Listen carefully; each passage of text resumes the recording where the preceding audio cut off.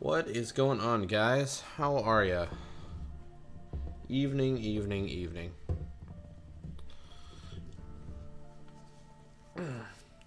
Hope everybody's having a excellent Thursday night. We're going to be continuing on with our requested brush-only painting. Oh, but guys, I have something that I did today that I wanna share that hopefully you guys will find exciting and interesting. So, going to the Ohio Regional this weekend, and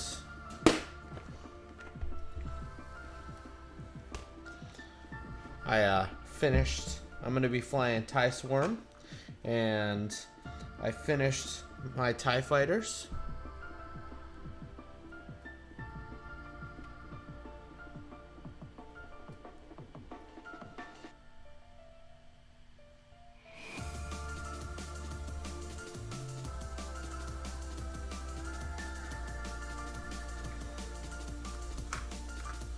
This guy's probably my favorite.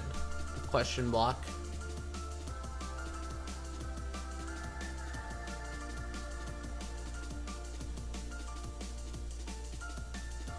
What's up, chillin' guy?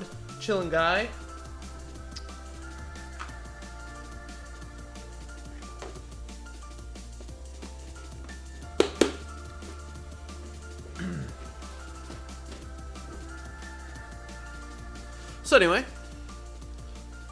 but welcome in.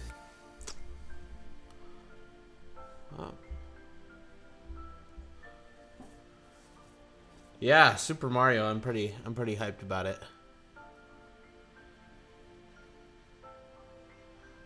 I have a Mario ball cap that I'll wear and everything. It'll be great.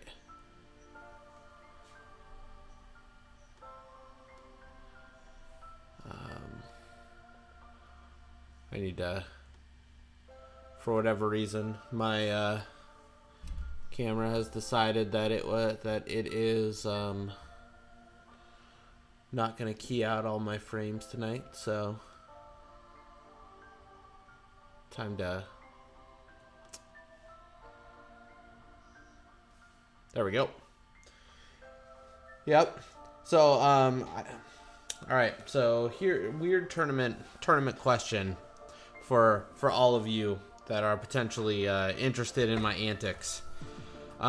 First question is bringing an iPad with a soundboard of Super Mario themed noises for the express purpose of explaining to people what Roger is going to be in a month. Is that too on the nose or just right?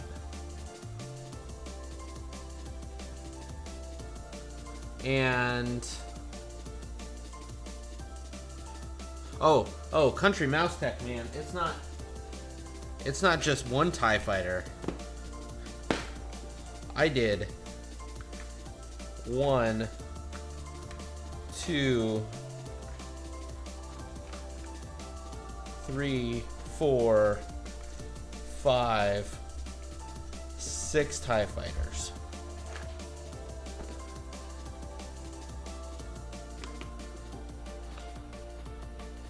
And then all of them have a different symbol on the side.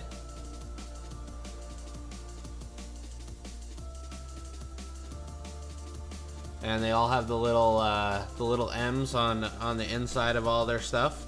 And I green stuffed the struts.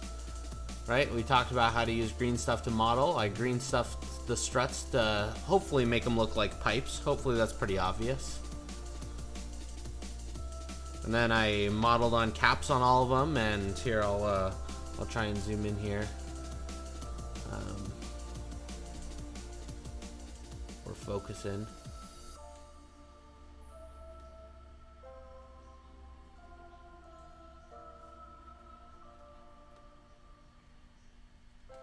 Oh, hold on.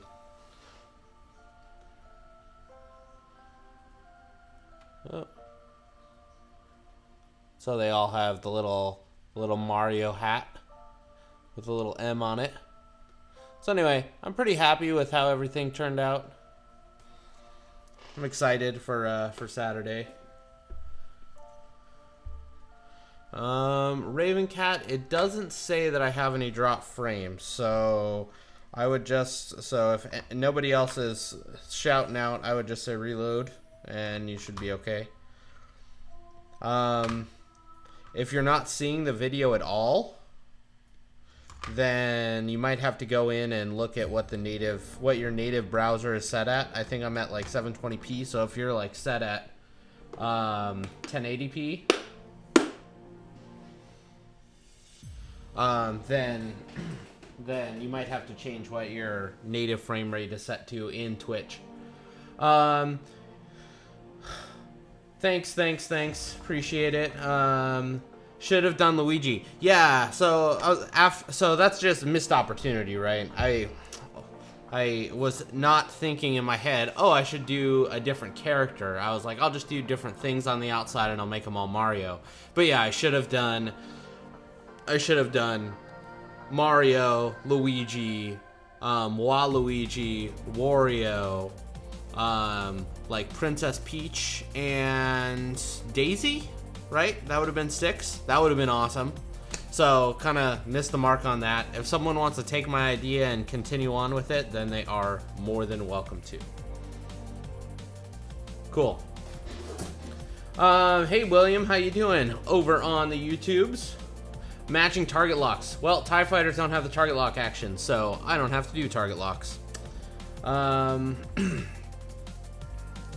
So, all right. So let's get into what we're painting tonight. So remember, on Monday we came in here and we painted up this this Shadowcaster. Remember, we're kind of doing like a themed. It's re-entering and it kind of got on fire there, and so it's in the atmosphere flying down and it's getting all hot and stuff. But we're kind of practicing the basics of brush painting. So what we did was we started with the fire, we did some dry brushing, did some base coating in purple, then we systematically dry brushed up, right? We mixed white into our dark purple and just continued to push our dry brush higher and higher and higher until we got a really nice kind of like really, I don't know. Dry brush has its own very specific look on it. So, what I want to do tonight is knock down that look a little bit, right? It looks like there's a whole bunch of like, dry brush always comes out looking just a little bit messy, especially on really big flat paneled ships. So I want to talk tonight about how we can kind of tone down those issues a little bit. I will wear a Mario hat at the event, and I have a mustache, so that's gonna be cool. Hey Isaiah Brody, how you doing? Okay, so if we want to tone down this a little bit, we talked about how to make a wash last week. You would take your whatever paint color you had and you would add a thinner to it, right? Whether that's water, whether that's airbrush thinner. What we want to do is we want to take the paint mixture itself and we want to break that paint mixture down and have it be able to flow into all the recesses, right? You could always use a wash for this, right? An actual like, oh, I went to the store and I bought a wash, right? You can always use a wash to do that. But tonight we want to do what's called a glaze, all right? So a wash and a glaze are similar in that we're trying to thin out the paint. They are different in that a glaze, we want to ride along the top of the ship or the surface that we want to paint on, and a wash we want to go into all the recesses. So we want to have the glaze thin out the paint, but still keep the properties of the paint itself. So what you need for that is something a little specific. But again, it's just like any other regular paint that you might go buy, and it's called a glaze medium. Now, I'm sure there's a way, somewhere, someone has figured out a way to make a glaze medium out there in the world, but I find it's just easier just to use the glaze medium that that I can buy from the store. It always works, and it tends. I'm assuming it works better than what anybody else can, what I could put together at home. All right. So what a glaze medium is? A glaze medium is paint without the pigment. So when we mix paint with it, what it's doing is it's spreading out all that pigment over a larger paint area, right? So it's still paint. It still paints on thick like paint paints on, but it doesn't have that, it doesn't run, right? So what we do is think of it like stained glass. We're building up stained glass layers with a glaze. So if we take a purple, what we're gonna do when we paint on a really thin coat of purple is we're just gonna tint everything in purple. And what that does when we're blending, right? When we're trying to get these colors to work together, it's going to take all these little colors and kind of put a tint right over it, right? So think about taking a piece of stained glass and putting it over any sort of surface. It's gonna kind of like push all of those colors together to make it a little more coherent. Will I be wearing a Mario suit flying the ties? Nope, just a hat and that's probably it. Can Chico dress up as Luigi? I mean, he can do whatever he wants. I'm not going to ask him, but if he wants to, that would be cool. Oh, you'll be showing off the up shuttle at the Ohio Regional. Cool, sweet. All right. So as we get going, what we need to do for a glaze medium, right? We want to take that Hexen lichen that we already painted with, and that's our darkest color, right? So what we're gonna do is we're gonna take 1-2 drops of the Hexen lichen. Okay. Then we're gonna take white, because we don't want this Hexen lichen to be, we don't want this super dark purple to be our kind of a glaze color. We want to brighten it up just a tad. So we're just gonna take just 1 drop of white. And remember, one drop of white and 1 drop of black go a really, really long way. All right, so now we have done 3 drops of paint. So we need a minimum of 3 drops of glaze medium, okay? Usually they say at least a 1-to-1 ratio, so make it 50% colored paint to 3, but I usually like to go like 4 or 5, right? So if I have 3 drops of paint, I might go 5 drops of glaze medium, just as a start to see where we get to. Take a little, take a brush that isn't great, that is dying, to kind of mix everything up. Okay, and what you get is a nice thin paint that you can kind of, that's nice, and that should be nice and transparent. If it's not, we can add more glaze medium.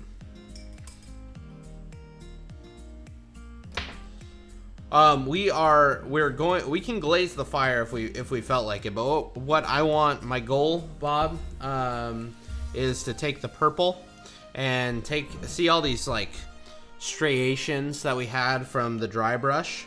I want to kind of blend those down so that they look a little bit better. And using a glaze medium, just going over the whole model is gonna do that for us.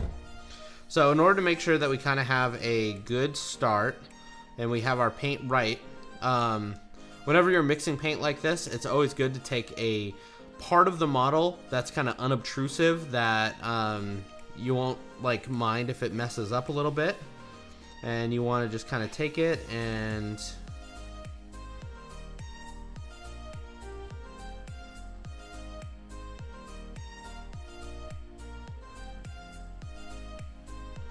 okay. So this doesn't, to me, this looks like this might, see how we're getting like an actual like opaque coat? Opaque means you can't see through it.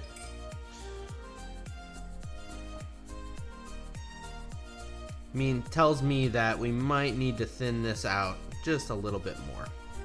So I'm gonna add a couple more drops of glaze medium, like 2 more drops, and then I'm gonna add 1 drop of airbrush thinner, just so that since we are adding more paint, you know, having it just a little bit thinner so that we can work with it slightly easier is probably pretty useful.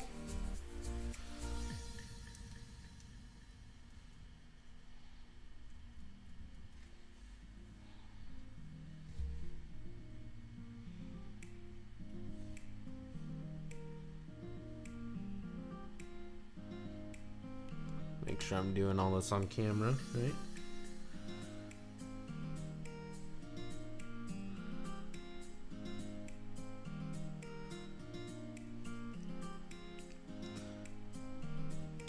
Glaze medium does act as a little bit of a retarder, which means that the paint itself takes a little bit longer to dry. You have a little bit longer of a working time with it. So use that to your advantage while you're glazing things.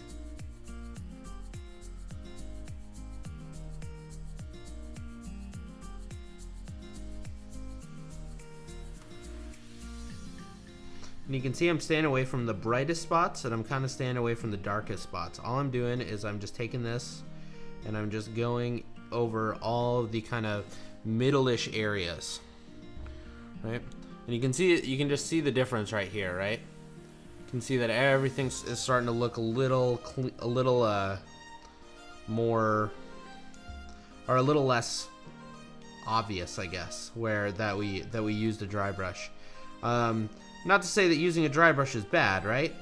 This is just that next step, because as I like to paint, I like to try to paint more,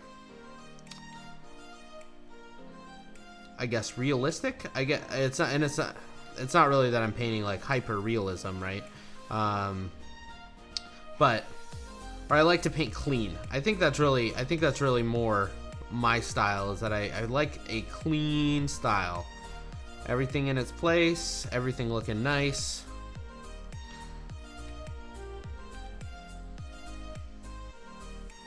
So having random brush strokes from a dry brush isn't exactly what I am interested in.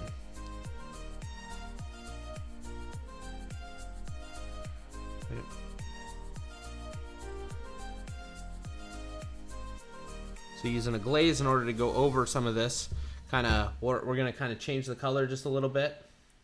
Would glazing the fire be beneficial? If we were going like, so if we wanted to bring the fire up all with the same tone, right? We're like, okay, I want to add an orange tone to literally everything. We can make an orange glaze and then glaze the whole of the fire, right? And that would give a tint to all of the fire to be a little orange. I'm pretty happy with how the fire looks right at the moment.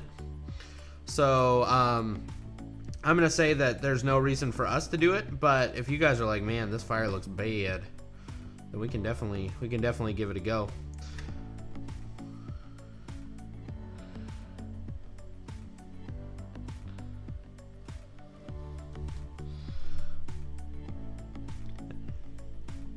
And again, this, you can also glaze via airbrush, right? You can take glazing medium and you can put it in your airbrush and you can do all that, just like we've done that before.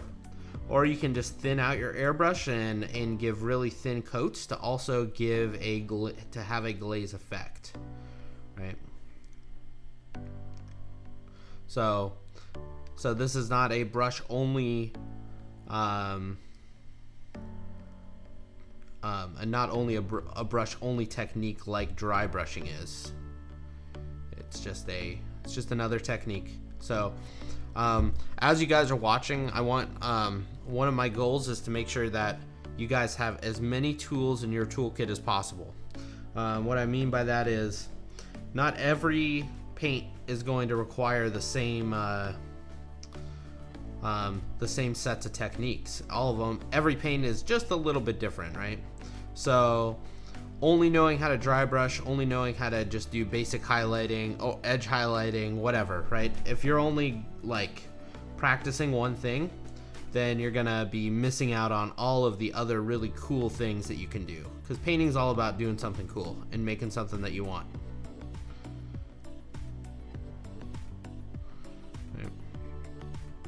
We can, and in places where it doesn't particularly matter, we're not super worried about it, you can just kind of go over the whole thing.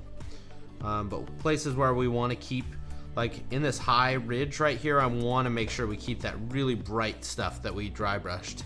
So I'm being a little bit more careful as I go over it.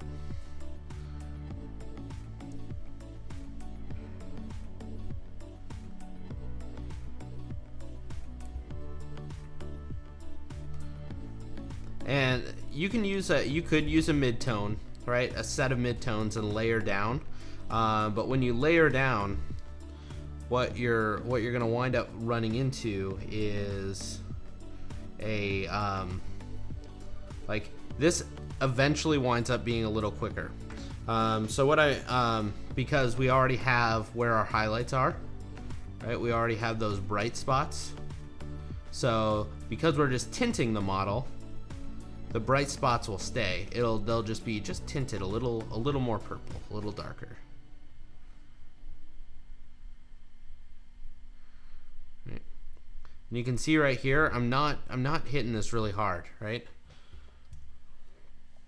I'm not using a ton of paint on it, just a little, right? And we already went over this, but if we wanted to go over it again, right? That would give it kind of a second tint, which would make it just a little darker, right? A little darker, a little darker.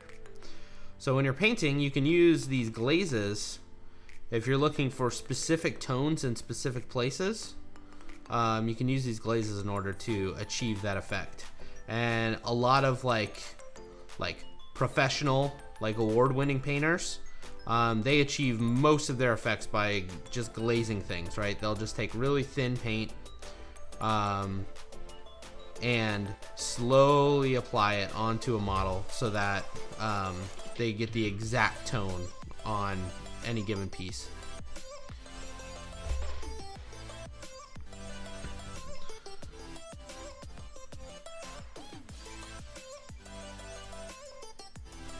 Wait, look at chat. You gonna glaze some orange on the ship for OSL? Yeah. Object source lighting. Yeah, and we talked about this at the beginning of the beginning of the paint. We will use glazing later on. It might be tonight, depending on how far we get. But as it's re-entering the atmosphere, remember we wanted it to kind of be like this, and we wanted the light to be here. So in order to get heat, we are gonna glaze some red over the top here, over the top here, over the top here, over the top here. And then, I don't know, maybe another place or two.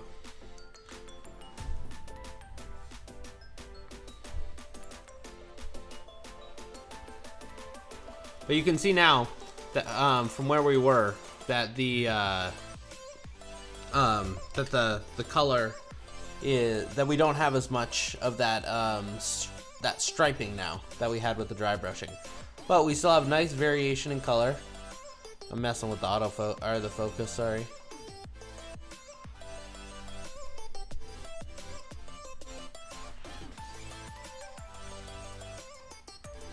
Let me see if the color is just slightly off. I want to see if it is better.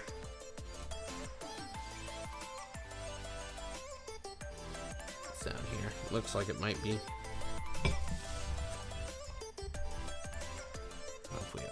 What if we add a little bit of white there? Okay, that's a little better.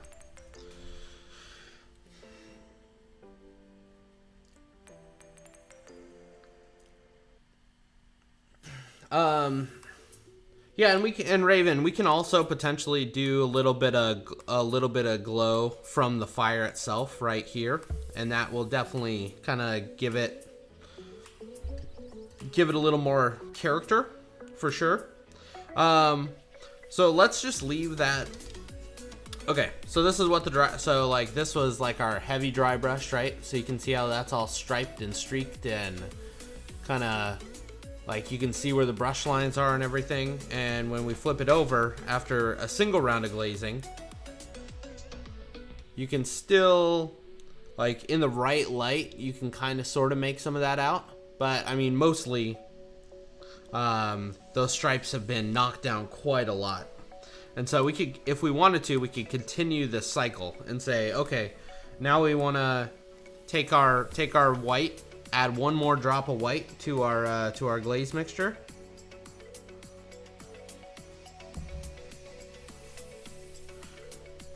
Right, and we already have a lot of glaze in there, right? So we shouldn't need to worry too much about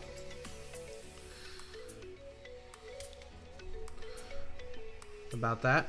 And then we'll say, okay, we want to bring this up just a little bit.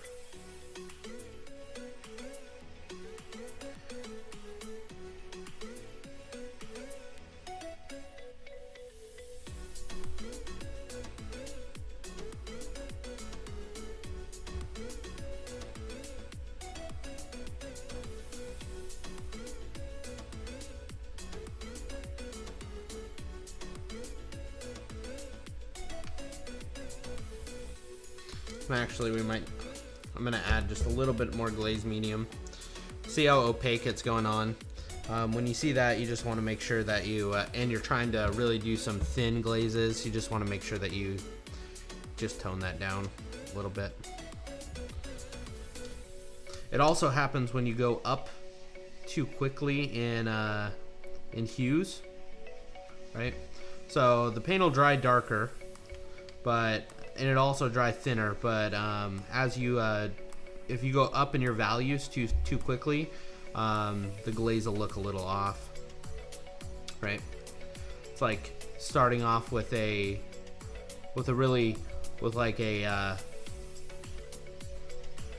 light blue and then just immediately dropping to like a really dark blue. It's just one of those things that's just kind of noticeable. And so I'm just glazing right next to where we had the highest point of our dry brush. Right. Just because I want that to be just have slightly more like light associated to it. And really, and for as much as this is a real like paint job that we're doing, this is a lot more of like a teaching effect paint job, right? Like, all right, what we do a lot of stuff with airbrush, but what can we do with a brush? And like, how can you practice?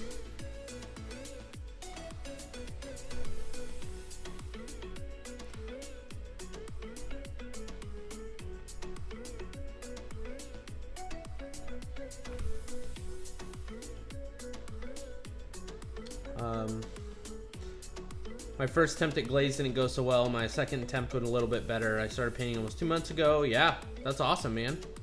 Mega Silver, I love the scratchy look. Hey, Echo Base, how you doing? Which Echo Base is this? Are we which one of the hosts am I talking to?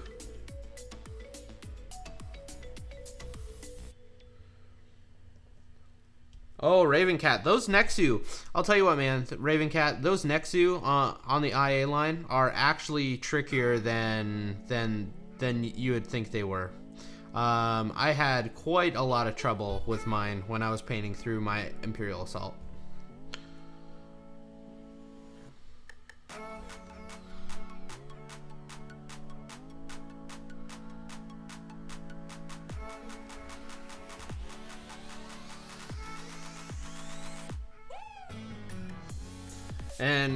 And painting is, I mean, so there's two, and with what Bob is saying, Bob's kind of got my brain going tonight. He's got me figured out. Painting is like, technically, from a technical perspective, painting is not difficult, right? Anybody can learn how to paint, but learning how to paint well requires a lot of just time trying to do a specific technique. So you're like, okay, I want to learn glazing, right? Glazing is gonna take a while for you to figure out. Don't and I mean, I'm still figuring out glazing every single time I do it. So don't feel like because you didn't do something perfect the first time that you tried it, that you should just give up. Just keep at it, keep at it, keep at it.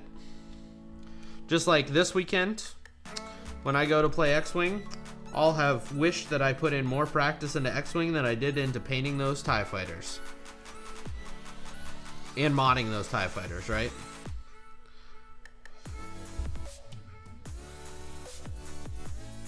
But if you want to get a really nice, smooth blend, right, on your ships, and all you have is a brush, this is pretty much gonna be a staple for you.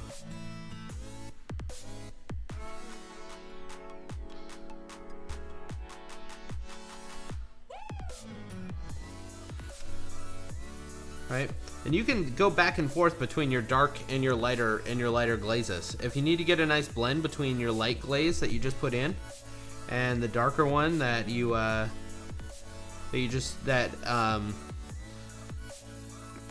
so that it actually looks correct, do that.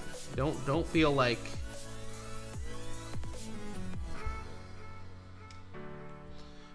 like you're stuck just because you have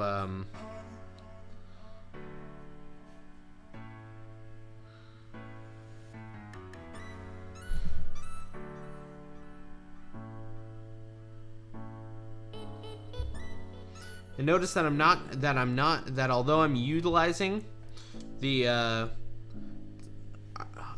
I'm not killing the dry brush that we did, right? I'm trying to leave all of the like really important bits, all the stuff that's in the recesses, all of that stuff. I'm trying to leave so that the glazing goes a little bit easier, right?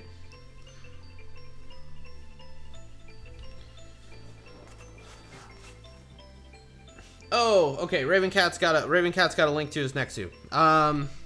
So Ravencat, if you are not on our Discord, you should definitely join the Discord. If someone wants to link that, I would be just forever grateful to you. Definitely post your stuff there. People go on there, people look at it, I look at it, I look at everything on there, and we talk about all that different stuff. All right, let's look at this next though.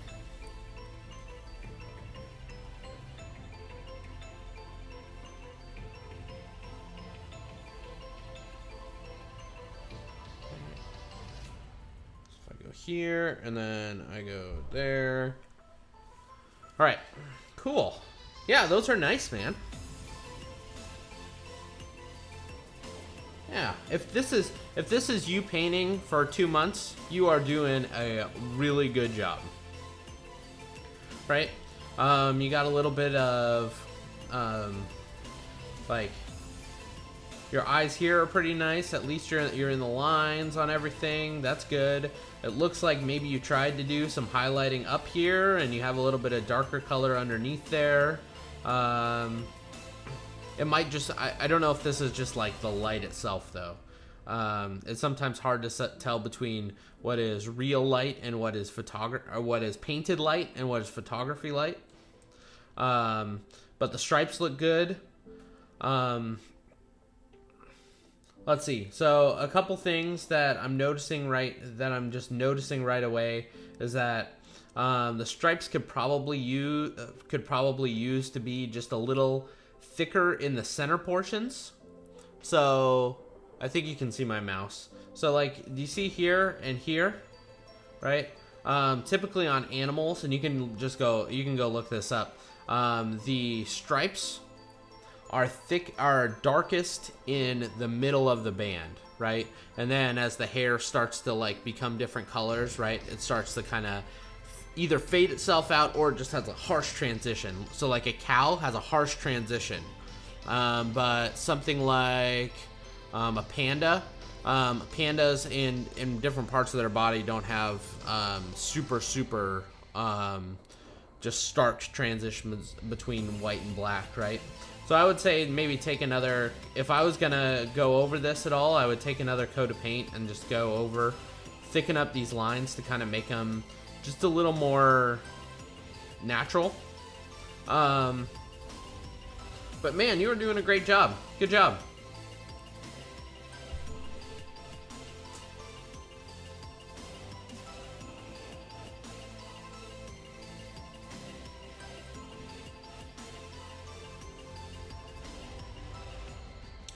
Oh, Mega Silver. No.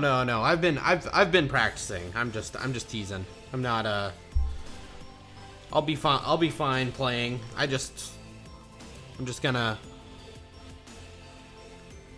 If I lose, I'm just gonna blame it that I was painting my ships. Just trying to give myself a cover. Yeah, Sarastro does a really good job.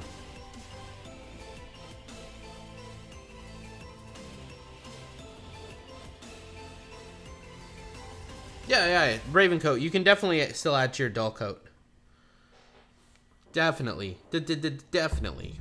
Okay, so all I'm doing is I'm making a couple more. I'm making a couple more glazes. This one is gonna be like really bright purple white, right? Mostly white, little bit of purple.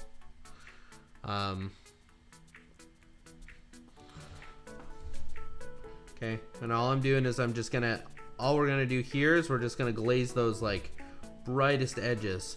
Part of this is in preparation for the fire that we're doing. Okay, our red is gonna go on a whole lot easier. It's gonna glaze on a whole lot easier if if it's glazing over like a white. So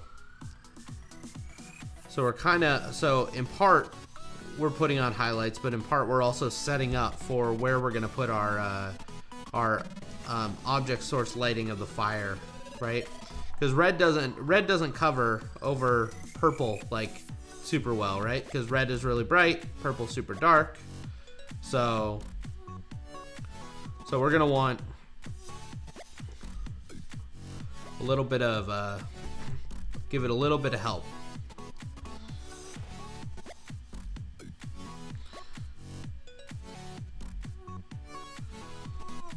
And then the other nice thing about the glaze medium is that it kind of works itself out. So it fixes itself. When you apply it, it might look a little like weird, but after it dries, it always looks better. Like glaze medium is one of those that like as you wait, like it gets better.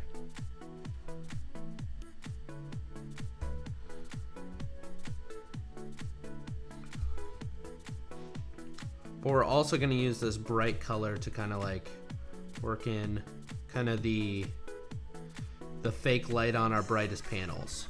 Oh, sorry guys.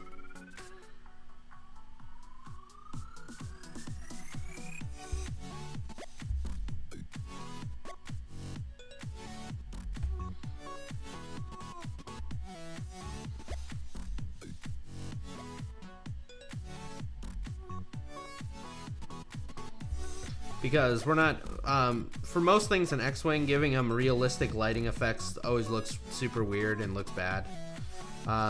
Because unlike a lot of other like miniature painting, right? We actually use most of our models.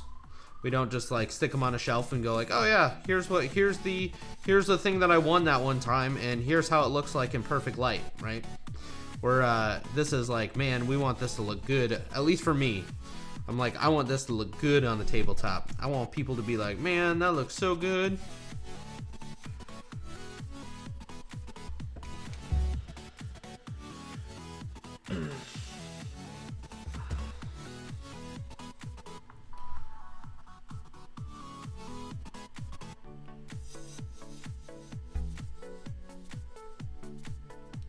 And so you can see that I'm just taking the darker glazes and I'm kind of working those in to where the bright ones are. Okay, because glazing gives you a longer working time, it allows you to kind of do some of these things where we're just like slowly tinting the model, but we're also tinting the blends too to make all the blends look like they're natural in the way that we want them to.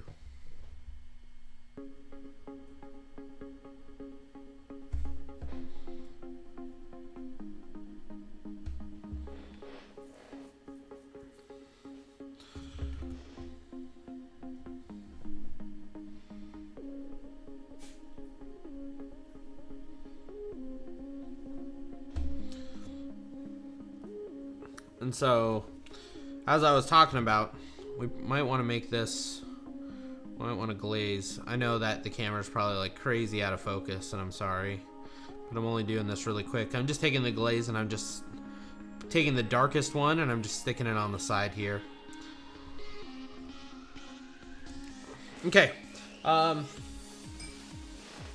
mod it to lean port side. No, man. We got a magnet. And we got an epic peg base right here. So we just gonna we're gonna actually get it onto the base. And then I know that's like crazy out of focus, but we'll just sand up the ball bearing just so that it sits just like that. And then when it's playing, you can move it to where you need to move it. And if someone's like, well, why is it on fire on that side? You can take the 15 minutes and explain all that to them. And by you, I mean whoever winds up winning this. Or, yeah, because I have no dealings on how the giveaway is supposed to work, so or on how any of these giveaways are supposed to work. I'm just doing my thing. I'm assuming now that all of you guys are like, this is so easy, I don't want a giveaway. I don't want to win any of this stuff. I can paint it myself.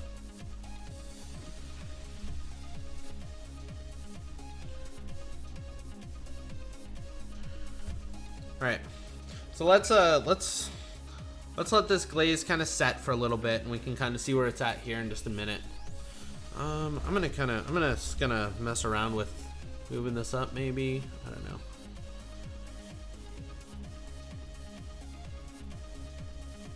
This purple is just like, is not coming through super great on the camera, and so I apologize. I have to remember which colors are gonna work really well.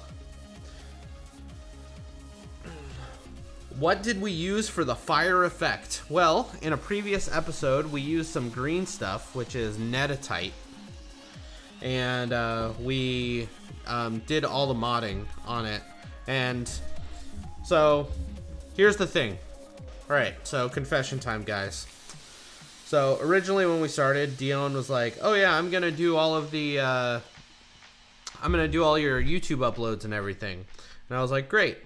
And then Dion realized that I only stream at Twitch at 720p, and so he was like, "Oh, well, you need to record in 1080p for YouTube, and then we need to be able to, and then you need to upload your recordings." And I'll tell you what, I have been pretty lazy and haven't done that. So I promise that I will do it. I just haven't done it yet. And so we haven't got the YouTube stuff uploaded, but I will get it. And anyway, so when that goes up, I'll announce it all on Discord. Keep an eye out on the Gold Squadron YouTube page. And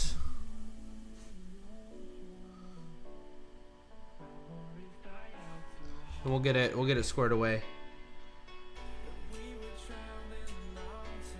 So anyway, we used green stuff and we used a toothpick. And we used a toothpick and we went, and it pulled all the all that up, and then we painted it and dry brushed it on Monday, and it worked out really nicely. So that was last Thursday is when we did all the green stuff work, and then on Monday we painted up the fire itself with dry brush, and tonight we are kind of doing all of the excess bits of the model.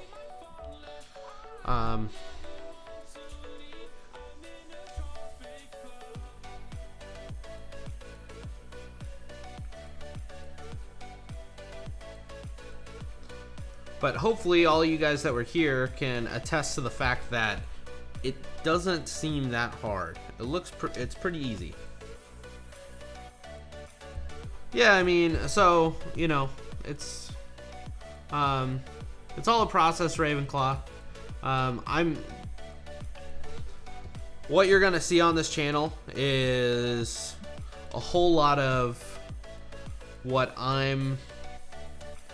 things that I'm working on, right? Like techniques that I want to work on, that I want to practice, and techniques that I think would be useful for you guys to have if you don't already know them. But news. We're gonna finish up our current projects, and then Wave 3 is gonna be out. And so we are going to paint every single piece of Wave 3. But I have a special surprise for you guys that I'll share right now. We are going to do an in-depth set of tutorial nights on every single Jedi Starfighter. So we're going to do Plo Koon's Jedi Starfighter. We're going to be really in-depth on what paints we're going to use, how we're going to set all of it up, how we're going to paint all of it, so that if you guys want to paint your own set of Jedi, you guys, it will be kind of similar to Sarastro's videos, right? In that I'm going to say, like, here's your paint list. You want to use this, and this. But also different than Sarastro's in that we're going to be on Twitch, and you'll be able to ask me questions, and we'll be able to talk about stuff, right?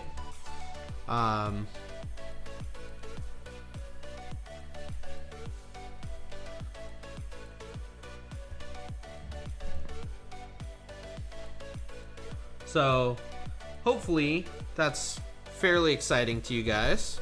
Well, and that's a direction that you want. And definitely we're going to go over the Vulture Droid, right? Talk about kind of some different paint schemes for the Vulture Droid. I know that that in the Clone Wars, they had multiple different droid patterns, right? They had like the camo pattern. We can talk about how to paint camouflage. We can talk about how to...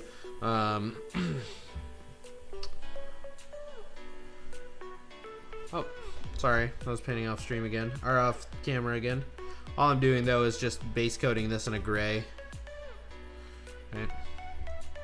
That may or may not get changed, right? I'm not worried about putting a single coat of paint on something and then hating the color and going back later. But I think this this gray that we're gonna use for our gun pieces, like something that would be like metal, is gonna be just right. Maybe if I take this white color, this white piece out, change the, maybe I just need to change the white balance a little bit.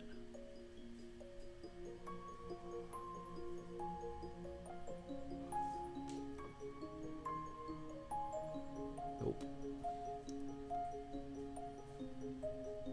There, that's a little more natural. Hey, Bionic, how you doing? We just went through some glazing. We did some glazing on this to kind of tone down that crazy dry brush, those crazy dry brush streaks that we had. And otherwise, now we're just kind of base coating the all the gun areas and engine areas in cold gray, which is a Vallejo color. It's similar to like a Dawnstone from the GW range, or I don't know. There is a handy dandy chart. If you look, if you ever have the want, you can look up miniature color conversion chart on Google, and it'll kind of show you like, oh, this color in this range is equivalent to this color in this range. It's pretty handy. I'll find it and I'll post it on the Discord when we're done. If I don't do that, someone yell at me, and then I'll do it again, and I'll get to it. Because sometimes I say stuff and then I forget, right? And that's a me thing. Yeah.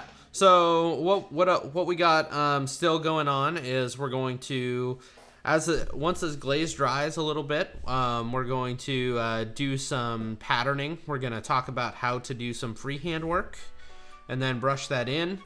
Then we're going to talk about how to, then we're going to paint in the freehand work.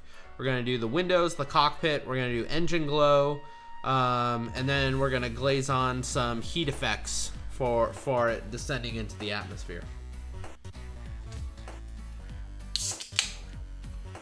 Hey, Lysander. But you didn't make those sound effects when you did it. I don't know what I didn't make the sound effects for. I wanted to watch the dry brush video. Is it available somewhere? Wes, I promise I will get to it. Yes, I haven't uploaded it to YouTube yet, but I will.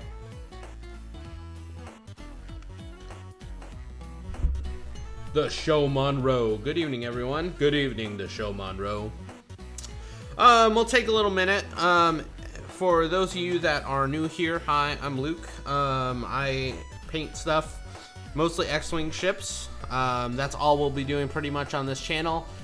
There is the potential that after Celebration, I will be painting up that super sweet Darth Vader figure that I'll grab from Celebration. We'll paint that up on stream and do a giveaway for that.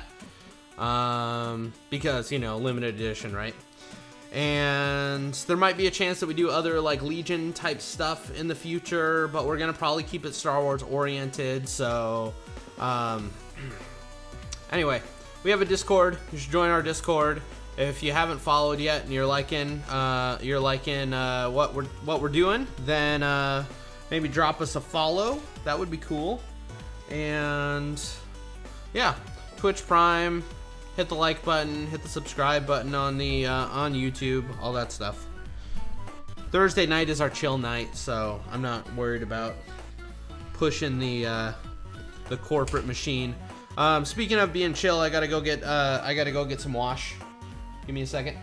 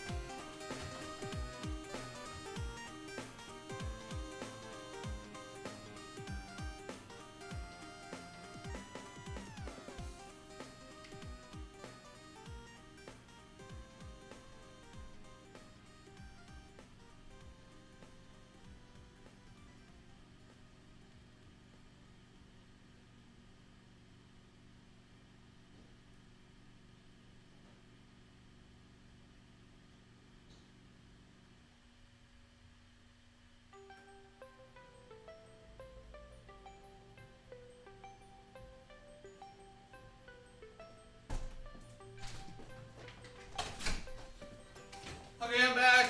Hi guys, I'm back. Hey Fleshhound, how you doing? Okay, so got some wash. Grabbed a couple different ones. Okay, so a couple things. Most of the time you'll hear me say on this channel that paints, like what paint you're using in terms of like miniature paints are better than regular paints for this stuff. All right, so Games Workshop, Vallejo, whatever, right? What you're gonna find though, is that you're gonna like something. You're gonna say, oh man, these army painter paints, I got them on a deal and I just love how they cover. I like what they're doing. I like how they work. And you're gonna go on the internet and someone's gonna be like, what paints are you using? You're gonna be like, army painter, man, because I like them. They're really awesome. And then they're gonna say, those paints are bad. You shouldn't be using those paints. Okay? Don't listen to them because they're wrong. They're not, or even if they're not wrong, even if like there are paints that are more efficient at things. Like, use the paints that work for you. Okay, first thing. But with that, if you're undecided on things, I will tell you what I like, all right? And if you try them and you like them too, yay! If not, then okay, no big deal, right? I'm not gonna make fun of you for using, you know, a specific type of paint. So, but what I do like for washes and shades, I like the Army Painter Quick Shades, okay? I use Vallejo a lot, but the Army Painter Quick Shades are just so awesome. They cover so well. This is the red tone that I grabbed. I'm gonna use the red tone just really quick. We're just gonna toss this. I'm just gonna kind of show you what it kind of does. Okay, it just goes right over. It gives a nice, as you put the wash on, it gives like a nice hue, right? While kind of maintaining its redness, right? Or its wash properties, right? So I don't know. I like how it reacts to the paint. I like how it reacts to surfaces. I think it does a really good job.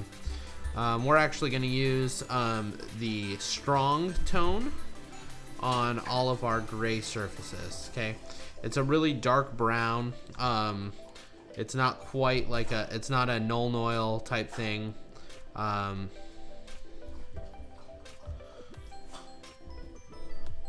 But anyway, if you're like, I don't know what wash to use, and you're doing a lot of stuff with your brush, right? The next time you're at the paint store, if you see the Army Painter Quick Shades, maybe give them a try, right? You're only gonna know what you like when you actually try them out. And I mean that for all the paints, right? I've used Games Workshop, I've used Army Painter paints, I've used other paints. There are paints that I still want to use that I haven't bought. So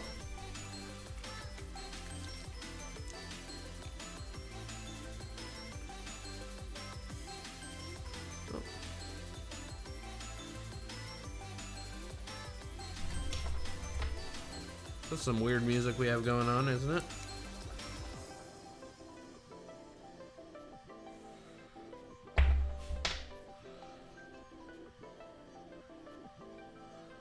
Okay, so this is Army Painter Strong Tone, and what we're gonna do is we're just gonna take the, I don't even dilute the Strong Tone, right? Oh, maybe I should be in camera for this.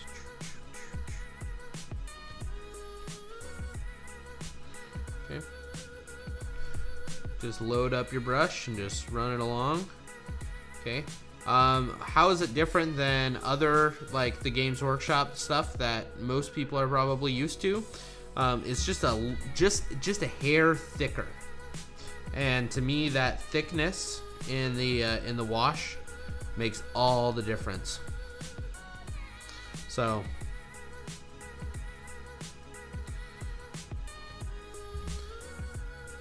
now don't get me wrong, I love me a good Seraphim Sepia or any of that, but this is just recently has been my preferred go-to.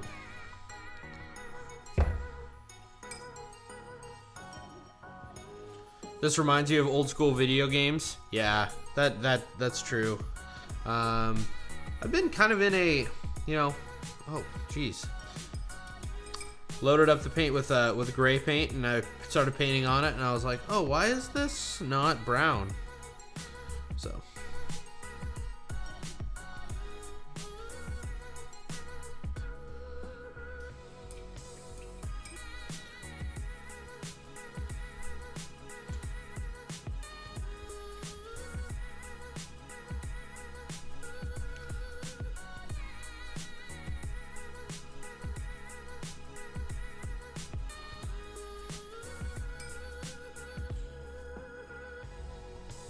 and a lot of you will note that over time I am I don't particularly worry about the bottom of the ship. I think that most of the time painting the bottom of a ship is pretty not worthwhile because no one ever sees it.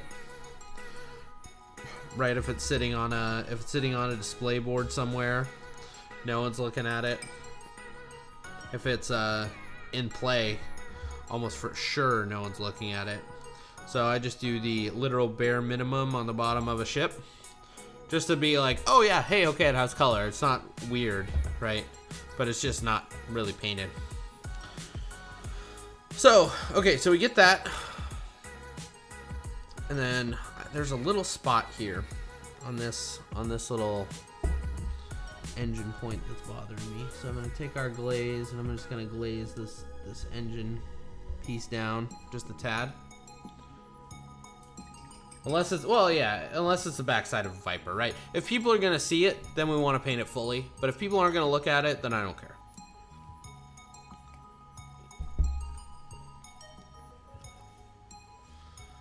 Okay. So we got our wash done. Jeez, I just didn't grab any paints. All right, let me go grab my stupid bucket.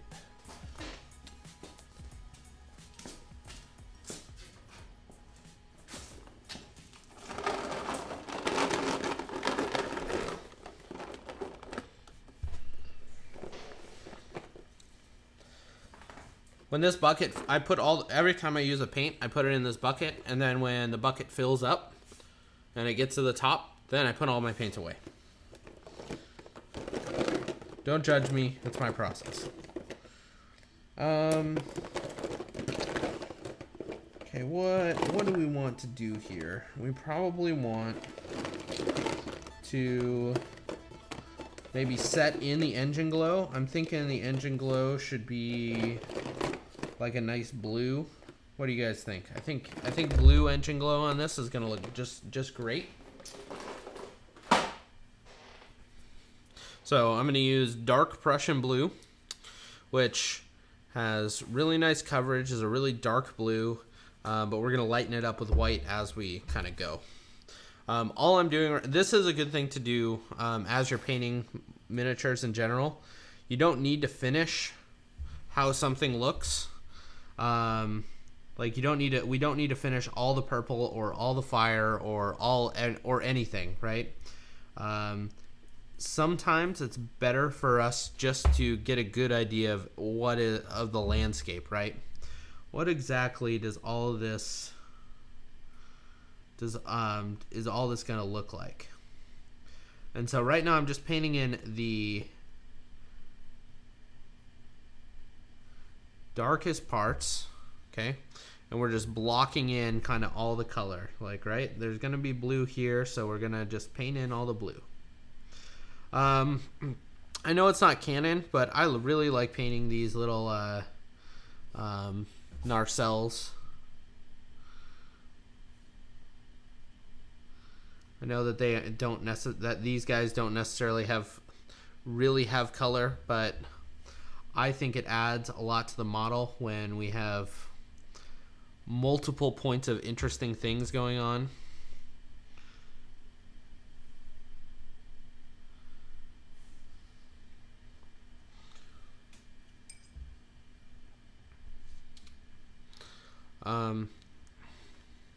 Yeah, there also should be maybe I need to figure out how to turn on my recordings for Twitch, right? To save the painting recordings from Twitch so you guys can watch them again, or if I'm gonna be bad at uploading YouTube videos, maybe I just need to make sure that you all have them in some capacity. Whew. Tell you what though, I look up at my screen and it's like, oh, you don't have any drop frames, but your computer is running at like 70% recording in 1080p. When I'm not recording in 1080p, then it's less. Usually runs at about 30%.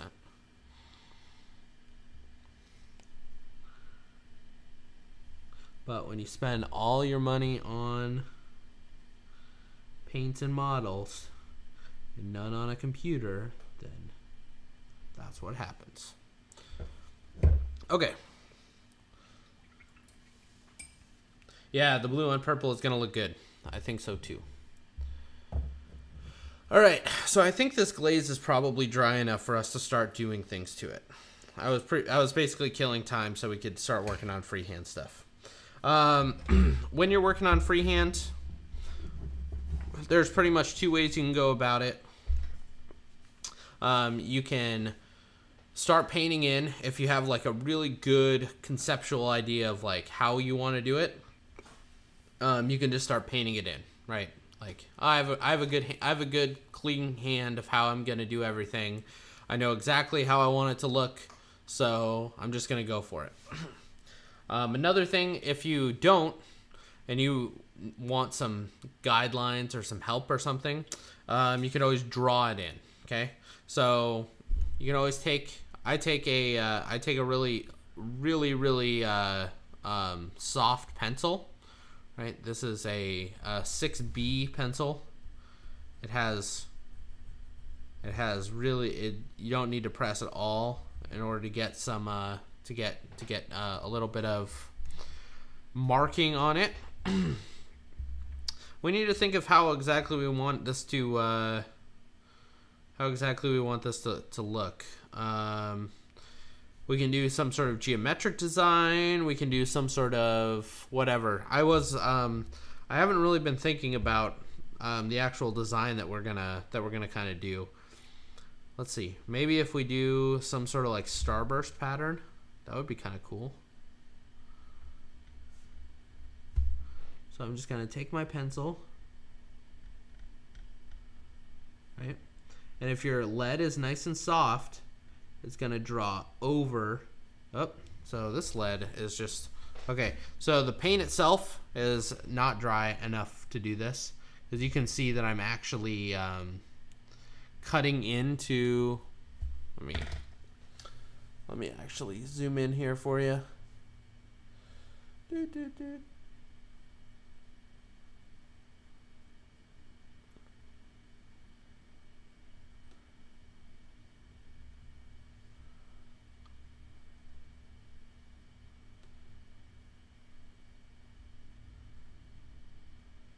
So you can see that although I'm drawing on it, I'm actually cutting the paint, right? So that's bad.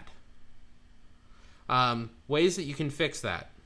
You can spray it with a matte coat, like a matte varnish, and kind of work it down. Or we can just paint it in really softly and see where we're at. I think because our pencil isn't working, right, we're just going to paint it in. Now that I'm thinking about it, though, what I kind of want is I kind of want a starburst line. So I want like kind of like a circular pattern right here. And then I want like lines just going out of the ship. I think that would look really cool. Yeah. So if you press too hard with a pencil, you can actually score it, and that's not optimal. If you use a really soft lead, though, usually when I use this pencil and I'm going really softly, I can just kind of just mark out exactly how I want it to look. But since that's not the case tonight, no big deal. And we are gonna have multiple battle damage effects on this by the time we're finished. So, oh,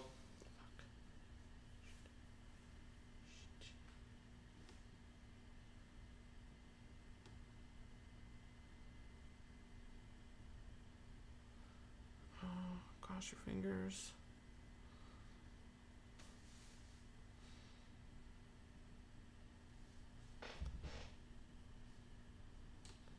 I might have lost the recording.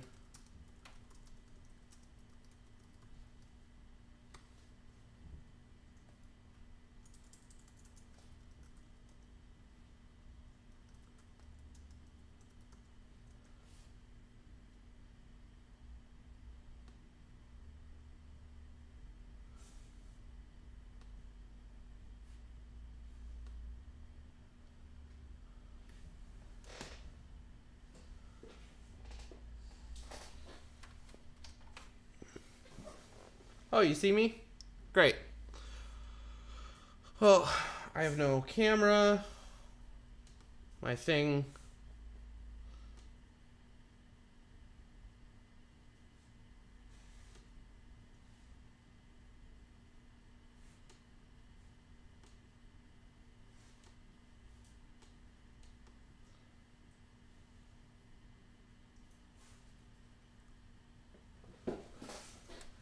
Come on. Come on, little Apple TV. All right, so what's happened is my Apple TV, I cast to my Apple TV, so I have like a big giant second screen. And it's not happy with me at the moment. OBS still says it's up, but it's on the second screen. And I can't see that screen. Re-intro just in case. All right, you want the intro? Yeah, we can do that. I just need to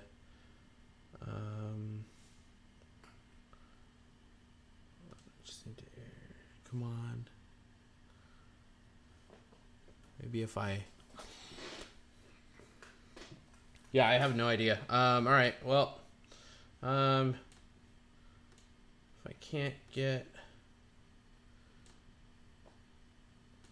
All right, so OBS might crash here. So stay tuned.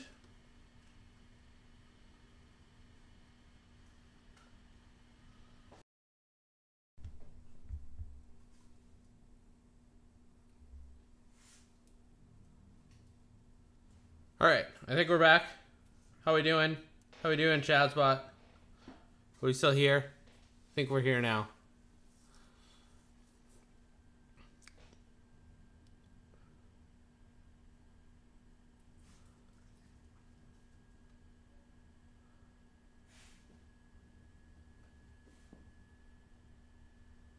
So it's them vulture droids, huh? Yeah. I'm back. Yeah, I'm back. Hi guys.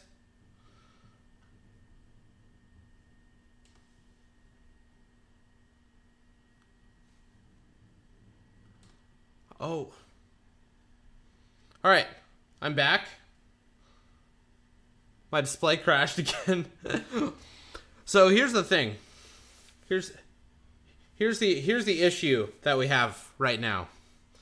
There is a 15% chance that it will stay okay for a while, but I'm not sure what's going to happen. I can't see my OBS at all. All I can see is I'm pretty sure this recording is shot. So we have we can play now, I guess. We're not gonna play though. We're gonna keep working on it, and this will just be like a recording that is broken. Let's see. Okay. This will be a recording that's broken up into a couple pieces that I have to piece back together. Hopefully the first one is still viable.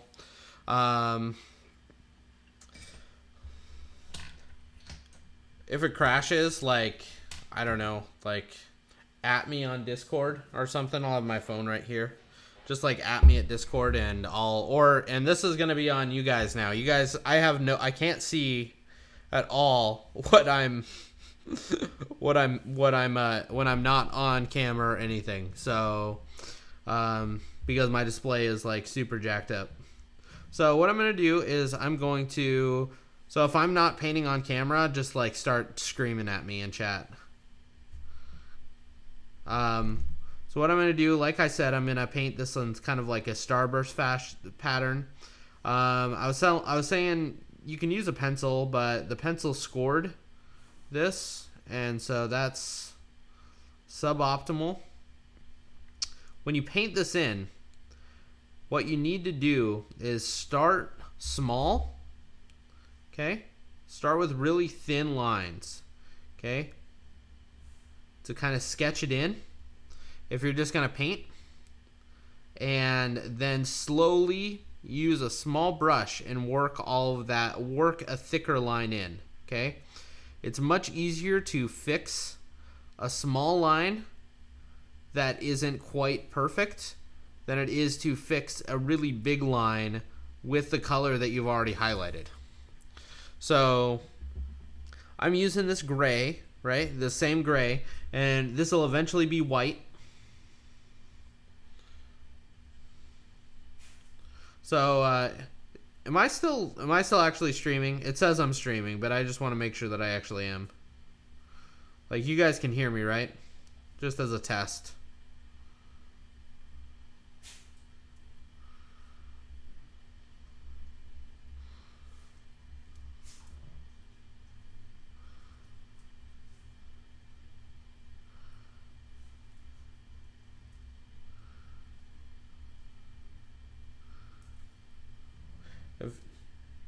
Yeah, it's good. Okay. So yeah, so I have no camera pattern. So if it's not yeah. So hopefully everything stays okay.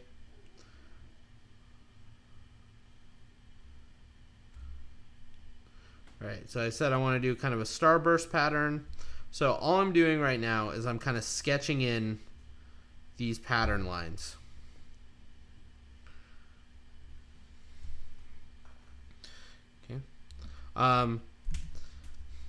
Note kind of where my hands are, right?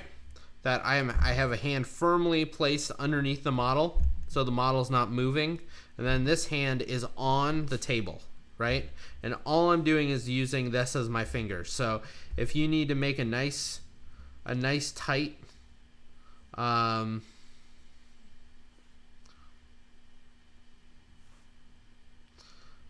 straight line, just make sure that you're bracing yourself.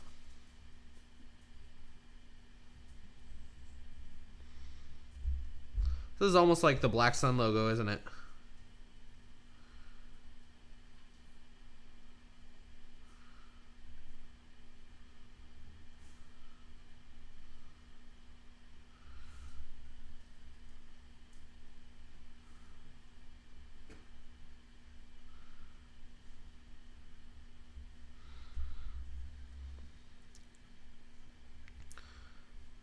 And usually when I start, like, personally for me, I really find painting as like a therapeutic play experience, right? So most of the time I'm not painting for a specific look. I'm just painting and then just working with what I have until it looks super cool. So I'm not, at this point, I don't have anything planned. We're just gonna kind of just roll with it.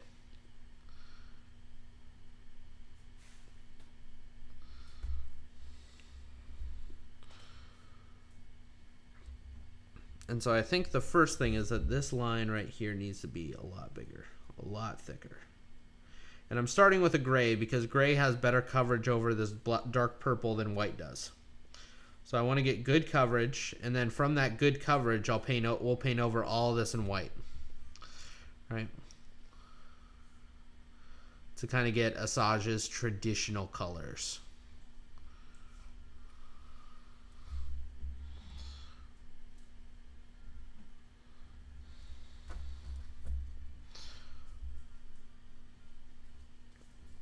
Okay.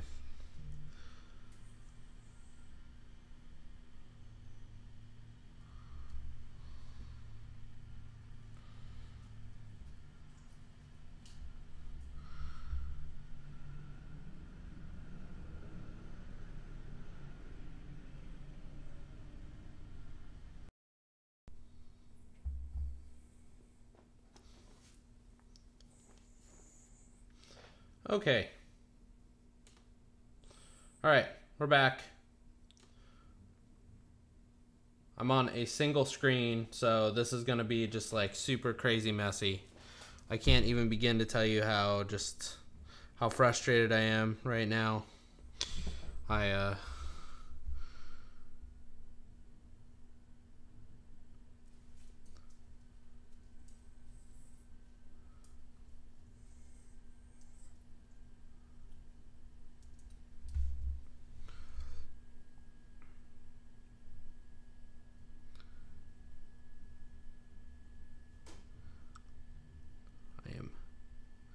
terribly frustrated at the moment. I apologize. Apologize profusely. Yeah, I'm back. I'm sorry. I apologize profusely for all the crashes. Like I don't understand how it like works and then just fails. And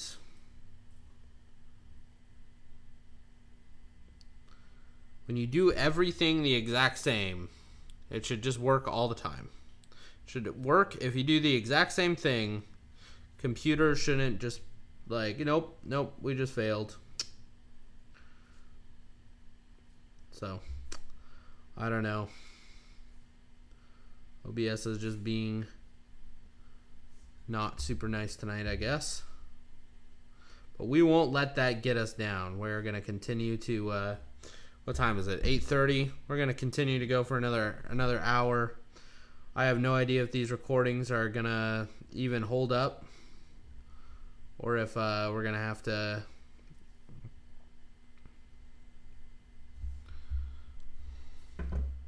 do something, or if all this is going to be pretty much lost, except for hopefully the end.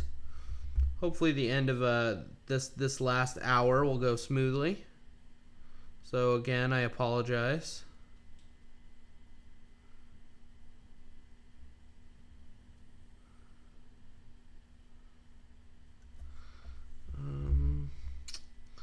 Let's thicken this line up just a little bit.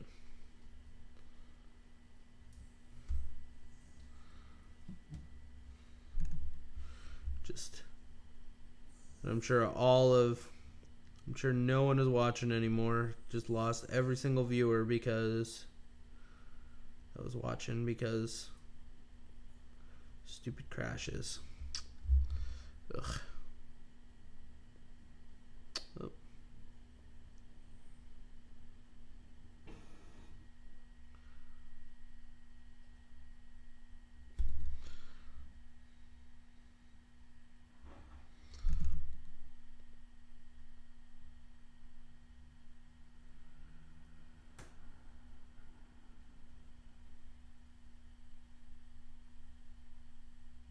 See, so if you see what I'm doing here, and man, I'm like not even talking now. All right. Okay. All right. So if you see what I'm doing here, I'm taking these lines, these thin lines, and I'm slowly thickening them up. And I'm thickening them up at different angles to give them the effect that I want, right? So in order to get the starburst pattern, first we need a thin line, right? And then we slowly need to make the line thicker. And we do that. And you can do that safely by just adding just a little bit of paint to the outside of where you just painted. If you do that over and over and over again, then eventually you get kind of a nice little freehand section. And this is just us just basing it out, right? When your paint is too thin, it runs into the recesses, and then we're going to have to fix that later. That's okay.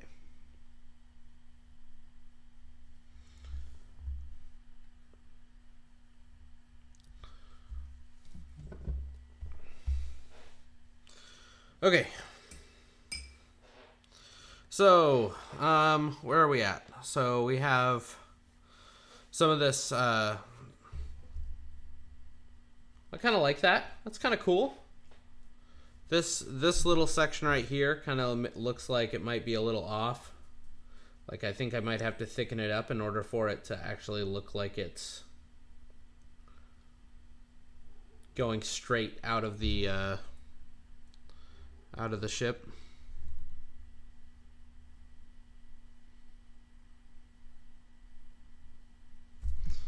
Right, so continue to look back at your model. Right, after you painted something, take a step back. Rarely is something perfect. Yeah, that looks a lot better.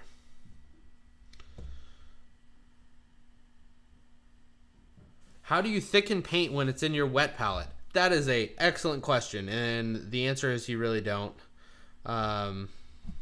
When I say thicken, I meant just apply another coat. If the paint is in your wet palette and it's so thinny, it's runny to the point that it's unusable, then you probably have too much water in your wet palette, and you should thin out you should make your wet palette just a little less wet.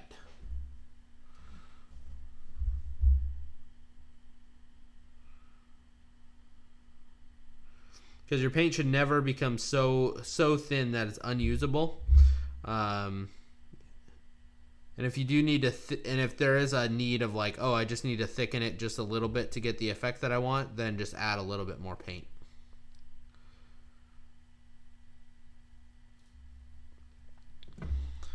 Okay, let's see. So if we do that in freehand, right? It's kind of cool. I'm kind of digging this little star pattern here. I feel like the back needs something though. Maybe we'll do the same pattern, only smaller right here.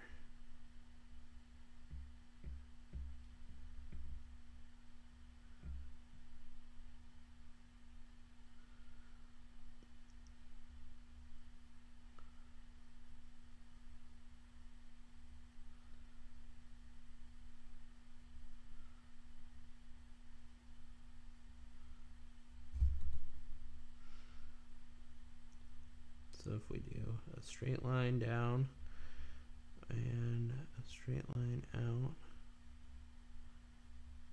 and a straight line out and then a straight line out, right, and then a last straight line this way. All I have are model air paints, and they easily get too thin. What do you mean by too thin? Are they thinner than milk consistency? Because your paint you should be working your paints so that they're about milk consistency. If your paints are thinner than milk, then and they're essentially a wash, right? Then your paints are too thin. But I only use airbrush paints too. I only use model air paints too, and I don't have that problem. So what I'm saying is, a wet palette's gonna thin your paints out a little bit, right? And that's the point. That's what it's there for. If it's too thin, then dry up your wet palette just a little bit. Take the next time you build your wet palette, use a little bit less water to make it.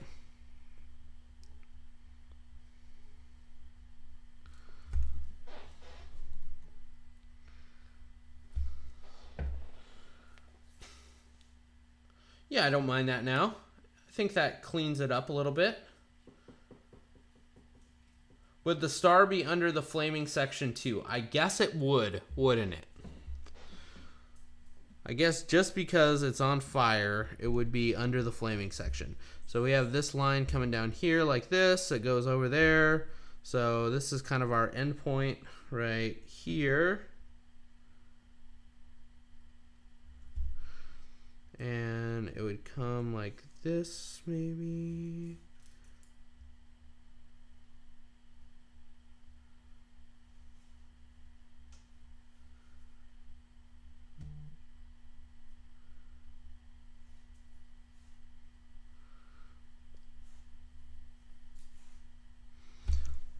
Okay, the trick to like painting in stuff like freehand, like geometric patterns, is to use a really good applying paint. So I'm not using white because white doesn't apply super well. I'm using a gray that I know for sure just covers up things. So keep that in mind when you're when you're applying paint to when you're applying paint for freehand. So this kind of works like that, right? And then we have a semi-thin line, right, that comes down this to mirror it.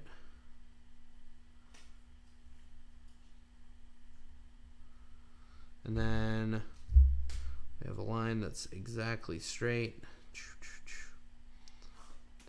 You can't really see here. And that's about it. That's all we can really see.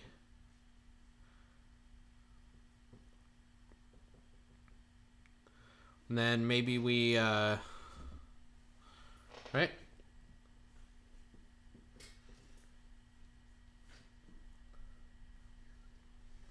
So what do you think? That kind of, do you like that? Because I mean, the nice thing about all the stuff that we're doing is that it's not that hard to fix. So if we need to fix something, it's easily done. We have all the paints to do it. So I think the last thing that I want to do is just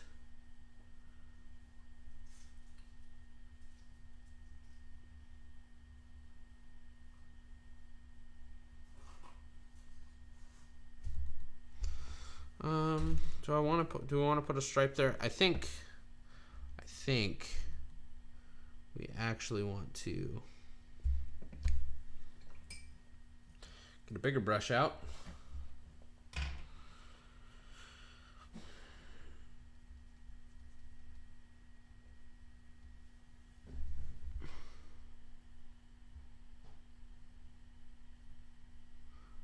Generally, so back to the question of thin paints, right? Generally, the thinner your paint, the better, right? Until the paint is no longer actually workable on the model, right? So if you have to do 2 or 3 thin coats to get coverage, like generally, even though it's annoying, it's more preferable to do it that way than to have one thick coat that covers really exceptionally well. Here we happen to have one thin coat that's covering pretty well, right? And the important part is that it's covering pretty well, not that it has perfect coverage, right? When we come over it with the white, it's gonna look better. And we'll start cleaning stuff up, and then maybe we'll go in with the black and do something. I kind of think, I'm in my head right now, I'm thinking that after we do the white, I kind of almost want to do like thorns, right? So paint like thorns that are spinning around each of these stripes, so that it kind of breaks up the, oh, this is the traditional Black Sun vibe, right? It is, but it's not, and it's kind of different. So I think that's what we're going to do. We might take out the pen for that.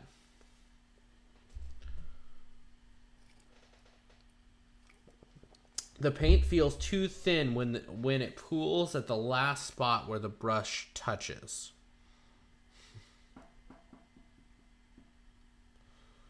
I'm not super sure what you mean.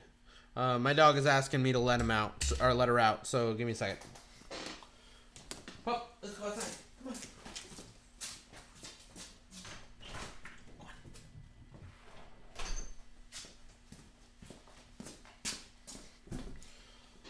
All right, there she goes. Okay, so let's get some white. Let's start blocking in this white. Yeah, barbed thorns or something like that. I think that would look awesome. Remember, shake your paint. The paint pools when at the end of the stroke. So the paint pools at the end of the stroke.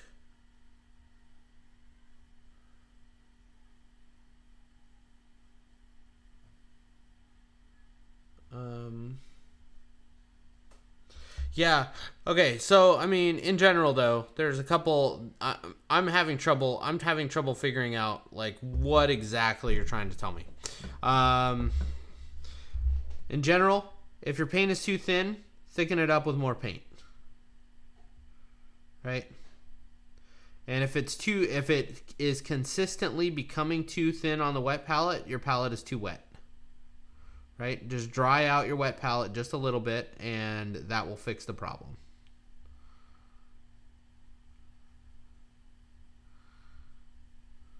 And by dry out, I mean the next time that you change your paper or whatever, just pour out a little bit of water. Don't have as much water inside your wet palette. And try that and see if that fixes it. And if it doesn't fix it and your paint is still too thin, and still becoming too thin, then take out some more water, right? And if it winds up that a wet palette just isn't working for you at all, then my guess is that your paint is too thick. And that the wet palette is thinning out your paint appropriately, but you just need to get used to having a wet palette, right? And having your paint being thinned out more, right? And I don't know what the actual answer is because I don't have because I'm not there. You're welcome to send me a message on Facebook, and we can just get in a hangout really quick or something, and you can actually show me when I'm finished tonight, or we can do it tomorrow or something. But I'm having trouble like capturing in my head what exactly you're saying.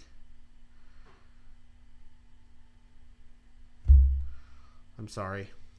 I'm also having kind of a stressful evening. All these crashes are stressing me out.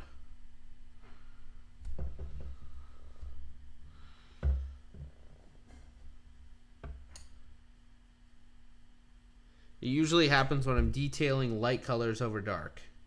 Yeah, I mean, if you're detailing light colors over dark colors, you're gonna have to do 2 or 3 coats, and they're not gonna cover very well, right?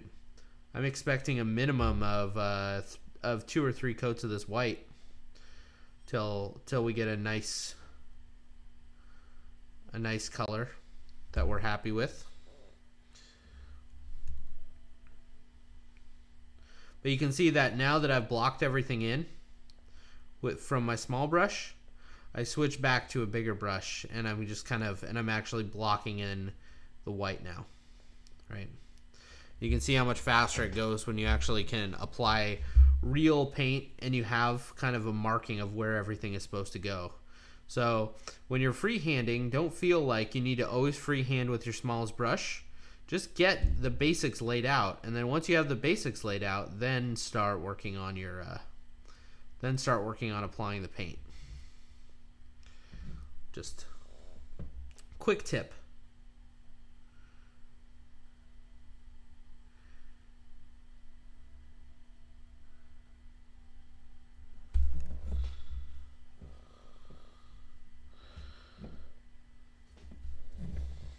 I still haven't decided what we're doing with the guns. The guns might, even though we washed them, the guns might need to become a darker color or something. I'm not really sure yet.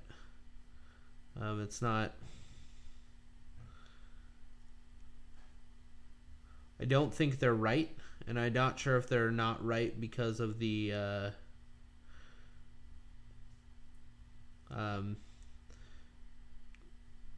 because of like the glow isn't done and the model is just kind of is in an unfinished state, or if it's not right because there's something wrong with the color choices. So we'll just keep an eye on that.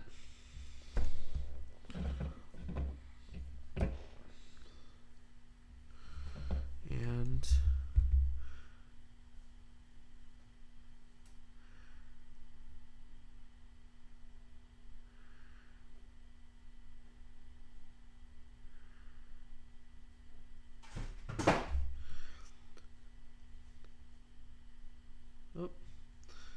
so my dog has a funny way of telling me that she wants to be let back in.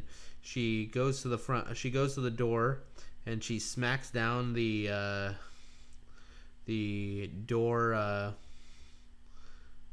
door jamb, right? The little like foot thing that flops down to leave the door open. She smacks that down, so I hear this like clanging. That's how she knows she needs to be. I need her to let her in. And I say that because she just did that, so. Sorry, I'm not on Facebook.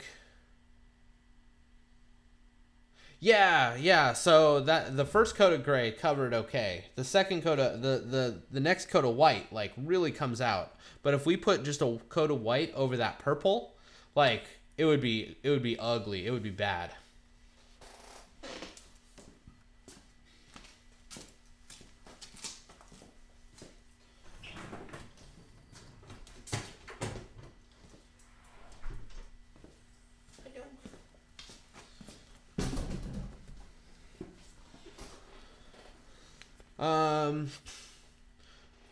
Well, if you're not on Facebook, then you can pop on a Discord and we can get into a voice chat, or you can find me on Instagram, or you can send me a message on Twitch.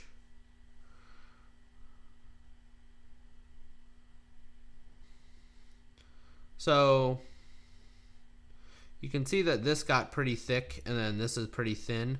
What I'm going to try and do is make this ring the same thickness, right? It's kind of looking weird.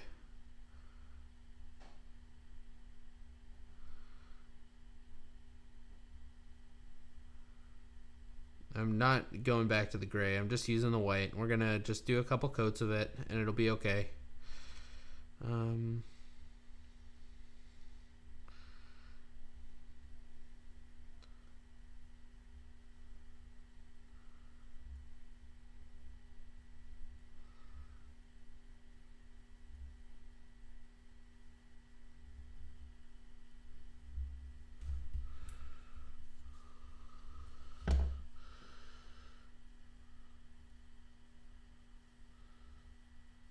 Okay, so this is coming along.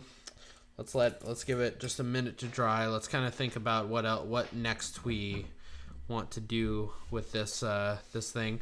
Obviously, we want to make the white be consistent, right? You can see it's hard with the camera because the camera is just like saying, "Oh, look how white this thing is." Maybe if I put another white thing here, it'll. You can actually see. Maybe. Anyway, it's not a consistent coat yet. Make sure you just have a consistent coat. There is just zero chance with all the issues that we had tonight that we're going to finish this model, huh? I don't think that we have a good shot at that.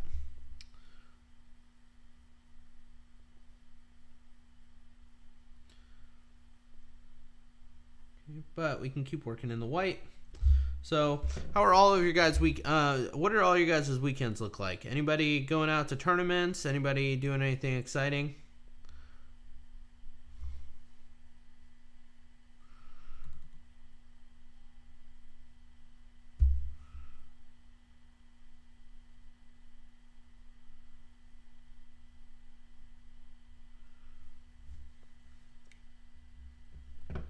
Put your hand up near the light again.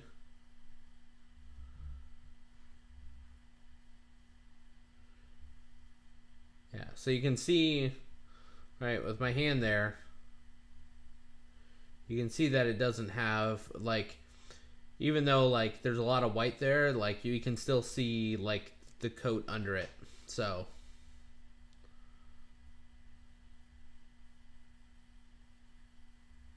Studying like you should be doing now. Epionic, come on, man. Like, I hope you can study and watch me, can't you? Or do I just blather on too much? What are you studying, Epionic?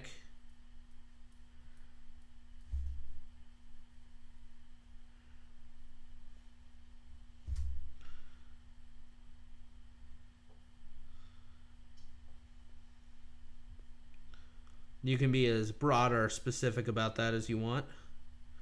Don't know.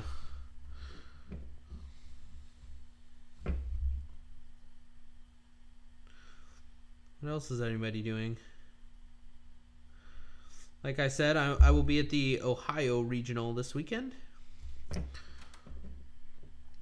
Last year, I was top 4 at the Ohio Regional, so hopefully I will have a repeat, but better performance. I beat Jonathan Messmore in the top 8 because there was not a top 16. It was just a top 8. And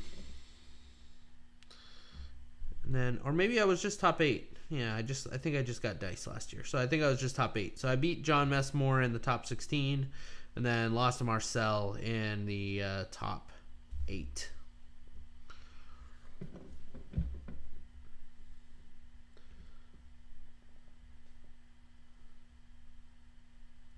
ITIL, it's all process and managements. Ugh. Do you know how little I want to be a project manager for anything related to work? Not at all.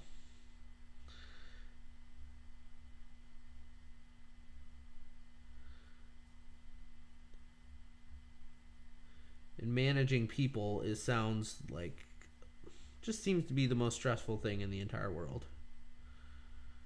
I can barely manage myself. That's why Dion is the boss, man.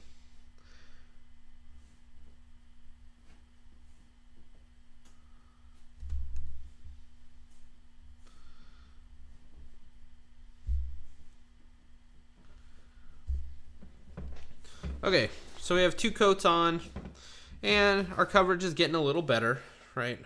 But it's not perfect yet. So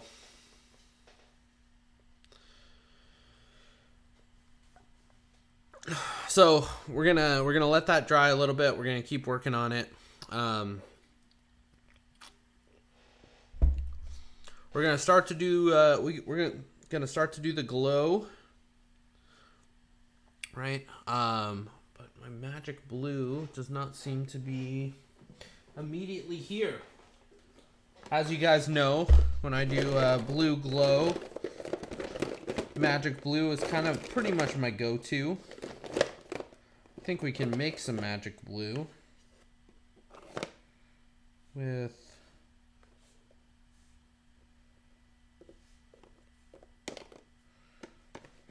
or make the hue of magic blue. Let's see. Because it's kind of like an electric blue. It has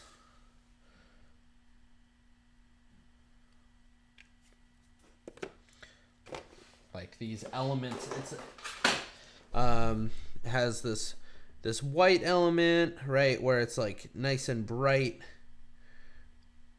but has this like electricity to it, and it's kind of like vibrant.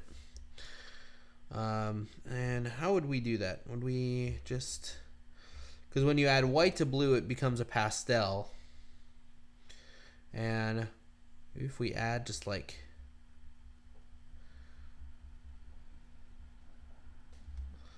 yeah, nope, that's not working.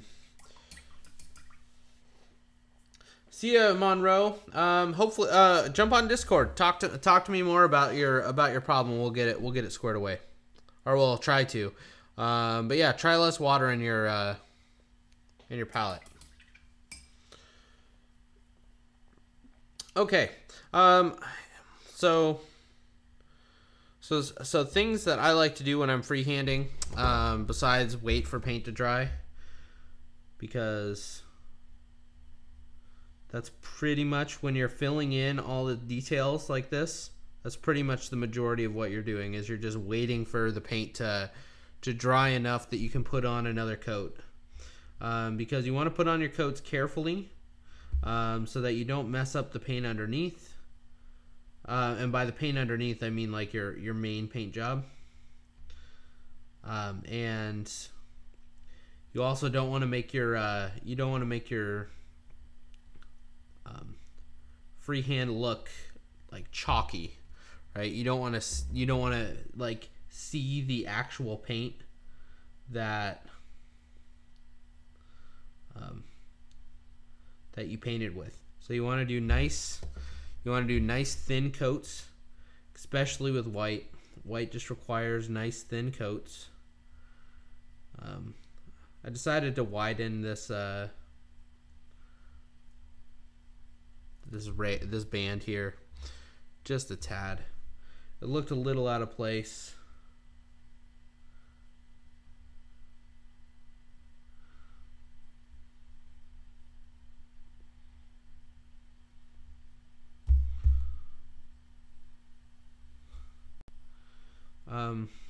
They also make white gel pens that I've seen people have really good results with. So if you're ever like, I just need to do a literal one line, or I need to do some writing or something, consider just picking up one of those white gel pens to do your white.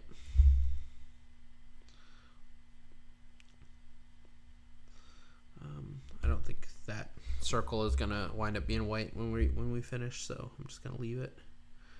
We'll fix it. We'll fix it. Everything here is kind of a process about like how exactly we want this to look.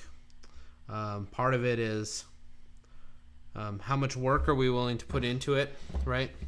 Because we could come back in with this purple and fix this whole circle, this whole inner portion of the circle.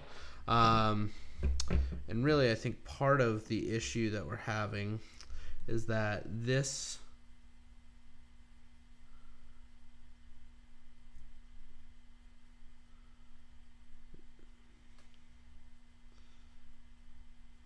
there should be a piece right there.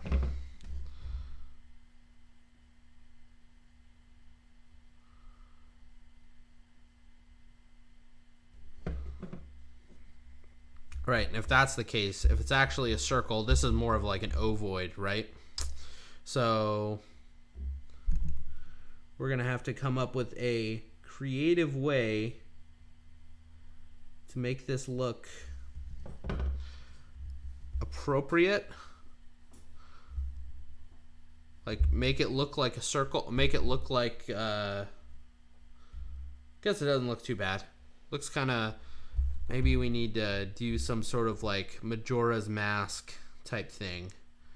Been playing some Zelda recently, so maybe we just need to do some sort of tribal line right here. Even though there's a sun ray here, like we'll do some sort of tribal line up into this, just like that.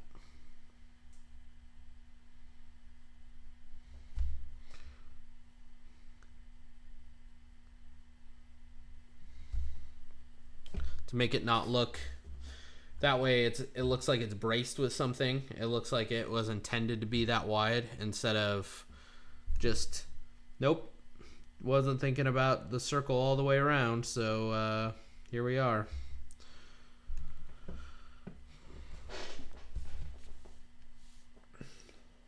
The best Zelda. The best Zelda? You think so? You think Majora's Mask is the best Zelda? So there's a couple things going on in my head right now. The first thing is that I think most people would consider Ocarina of Time the best Zelda. I love Ocarina of Time, and I also really like Breath of the Wild. Like, holy crap, love Breath of the Wild. Maybe my favorite game on the Switch. Majora's Mask is good. It's just Majora's Mask is a little short. I think that's the biggest thing that I have with it. It feels a little short for a Zelda game. I think I got a lot more playability out of it. Ocarina was superb. So speaking of Ocarina of Time, I've been watching Twitch. People have been doing Ocarina of Time speed runs using a randomizer. All right, so if you don't know what this is, I'll explain it really quick. Take every single item out of a dungeon, and out of every single dungeon, and except for the keys, the map, and the compass, right? So like your slingshot and rupees and the hook shot, and all the other items that you would ever find inside a chest, right? And randomize those. So in the 4 chests inside Mido's house, you might, right at the beginning of the game, you might find the hook shot, and you might find, you know, a piece of heart, and you might find whatever, right? And so people are running these games of Ocarina of Time, and there's logic within the randomizer so that you are able to beat the game, right? You don't have to go do the Dooku tree first. You know, all of the, like, pathway blocks are not blocked off for you anymore. You can go right to Adult Link immediately, but it's really fun to watch people figure out. So anyway, I've been watching Zelda Ocarina of Time randomizer runs, and it has been a blast for me.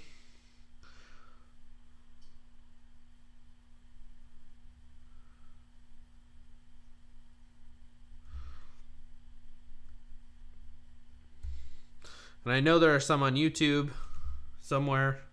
So if that's something that you're interested in, you should check that out.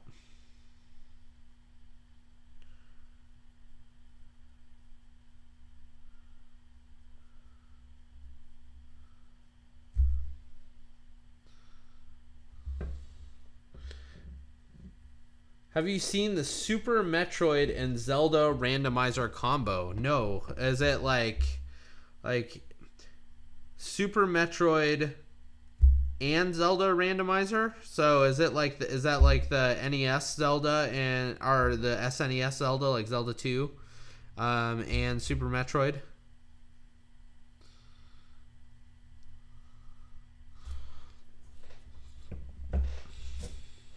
I mean, honestly, I am not a huge fan of the NES or the SNES Zelda games.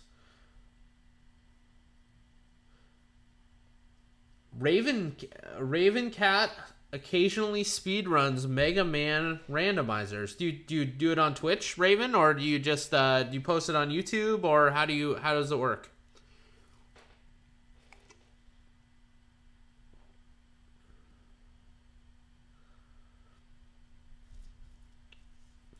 You jump between both games to get each other's items, and they are randomized. That's cool. I like that.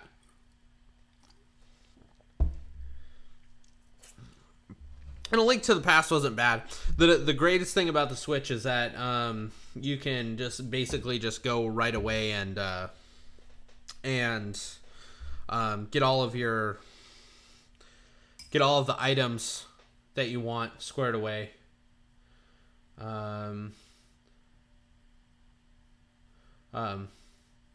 Let me get, okay, yeah, give me a link. Mega, just send it to like the Discord, or send it to me personally, because I'll not find it later on Twitch. Yeah, Raven, if you do Twitch stuff, let me know. I'll give you a follow. Everybody toss Raven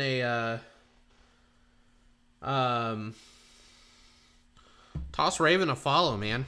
All of us people in X-Wing, right? We're a pretty small bunch. So just hop on, click on Raven Cat's thing. Open the link in a new tab. I think it'll do it automatically. And then just hit that follow button on him. Got to help out the X-Wing fam when we can, right? Because although I would love to stream video games, tonight I was playing some before I started, I was playing the new Super Mario Brothers, and it was not working out for me. I was having the biggest issue. I'm so bad at that game. All right, Raven, I gave you a follow so I don't forget. There you go, buddy.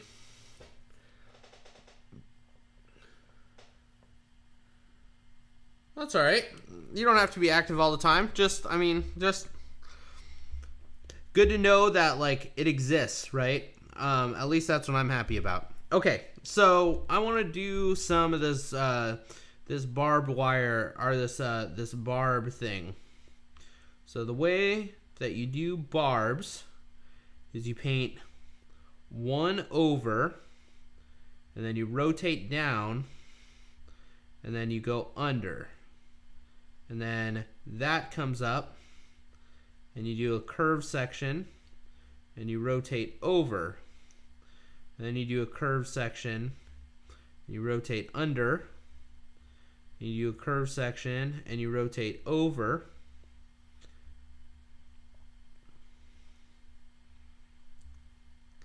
then you rotate over, right? And we're gonna outline this probably in gray once we do all these barbs. Okay, and once we get, and when you get these, when you're doing these barbs, remember, start small and then work your way bigger. Right, so we can thicken this up, and barbs aren't necessarily the most streamlined thing, so don't worry about necessarily having perfectly straight lines. One of the nice thing about barbs is that they don't have to have straight lines. Okay, and then we're gonna just kind of put some barbs on there, and then this will be our first row.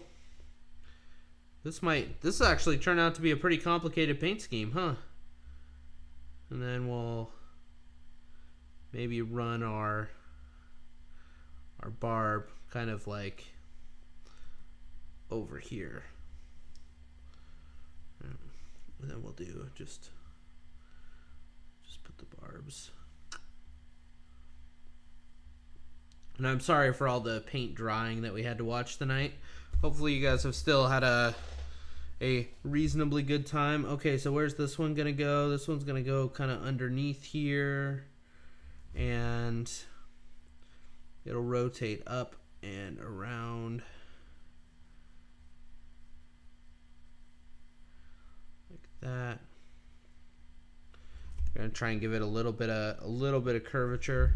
We'll try and make it a little thicker so that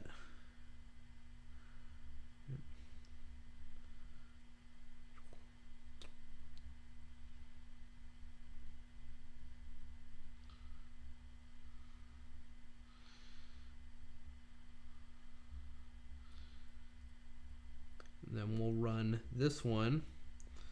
When it runs over, we'll have that one come out and kind of rotate down there. Okay, so if you're ever like, oh man, if you ever see like, you can make barbs as I'm at the Papa Roach Shine Down Asking Alexandria concert. That's awesome. Don't watch me. Go watch your concert. I'll be here next week.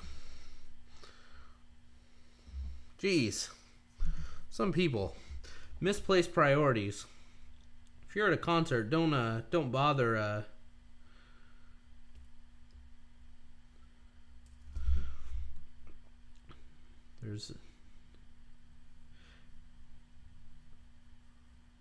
I appreciate every single person watching. Don't get me wrong. But I'll tell you what. If you have other things that need to get done, go do those other things.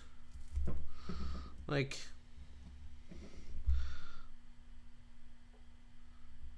I have people on Twitch that I watch, right? I like watching Dion, and I like watching some of the other podcasters, and I like watching some art people and all of that stuff. But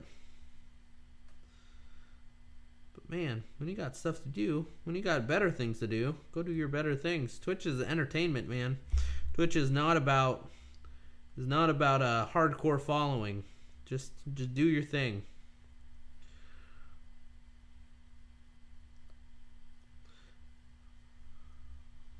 Although some streamers do make it out to be like Twitch is like a hardcore thing that has to be followed.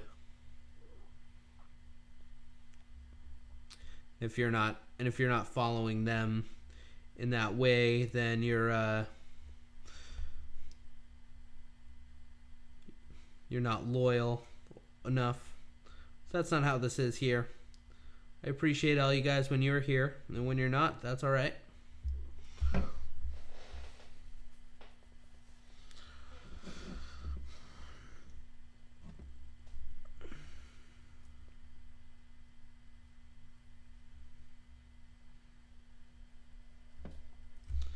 So I want this to come down here, and then maybe we'll just take this vine and just kind of put it.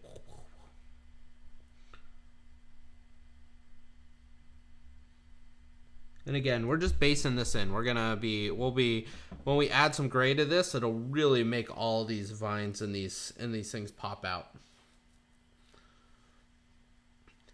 I'm at work grading tests. Are you a teacher, Raven Cat? Or are you a grad student?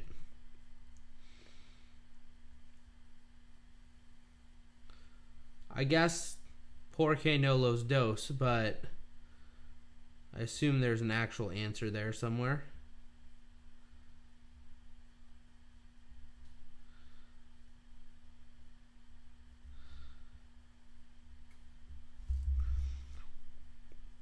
Okay, so let's go backwards this time. So you see what I'm doing? All I'm doing is drawing thin lines and having things go under. And then I'm just kind of making a loop, right? And then having it go over. And then I'm making a loop, having that go under, right? Kind of following that line, but obviously not painting it over. And then having it go under. And then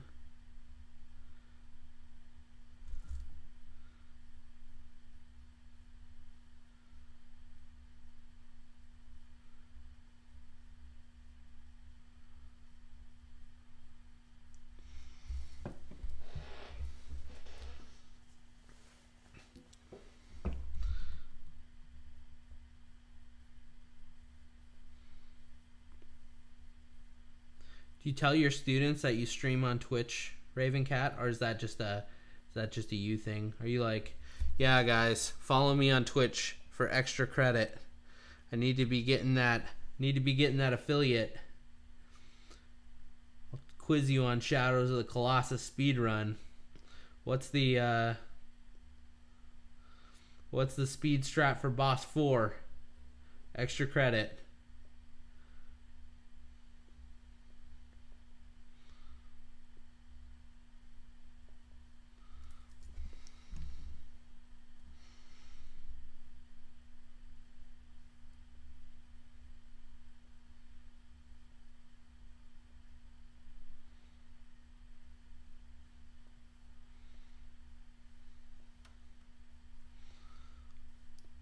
Last night, what was the code phrase I used? That's what I think of Raven Cat now. That's gonna be his thing from now on.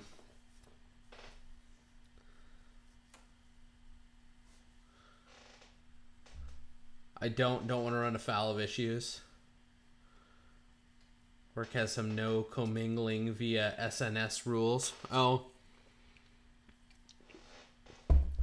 I guess the last thing that Raven Cat probably wants is some floozy somewhere going, he told me on the internet that if I did the blah blah blah that he would do the blah blah blah and I would get a good grade.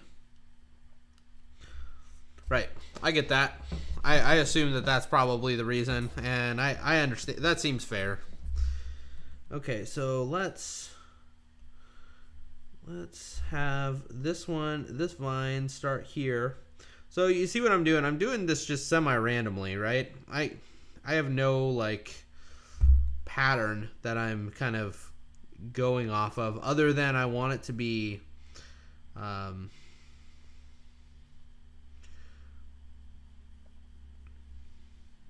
other than I want this to be kind of neat looking. So it has to look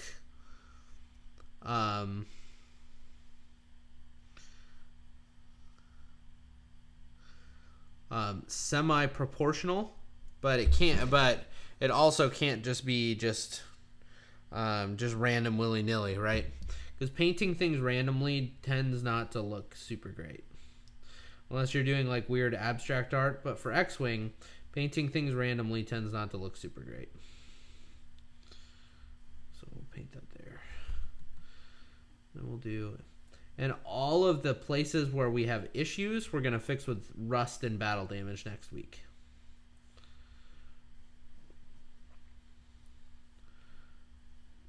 Because all we're doing right now is all we're doing is waiting for wave 3. That's pretty much, like, channel wise, X-Wing wise, I think everybody is just on the wait path. I really want to buy a whole bunch of Naboo starfighters, and someone should talk me out of it.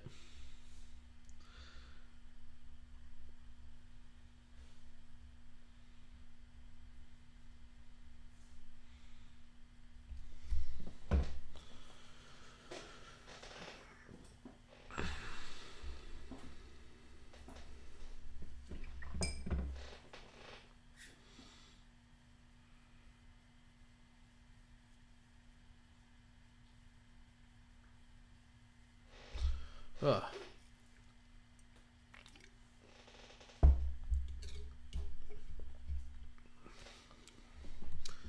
Okay, so last little bit. Have this coming out from over here.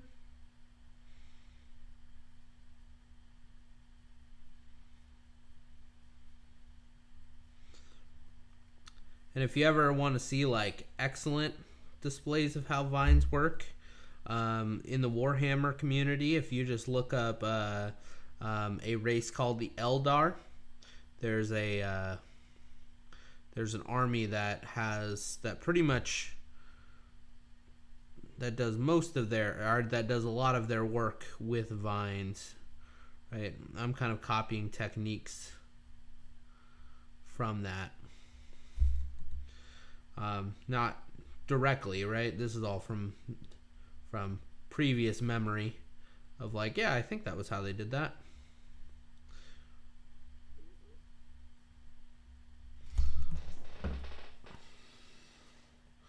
And I think when they went over it again, I think that it was something like, I think that they came in with another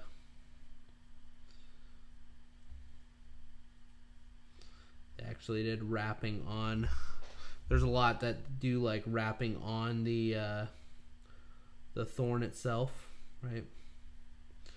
Which is just crazy, right? It's just crazy to me how detailed some people get on stuff. Okay, so let's start.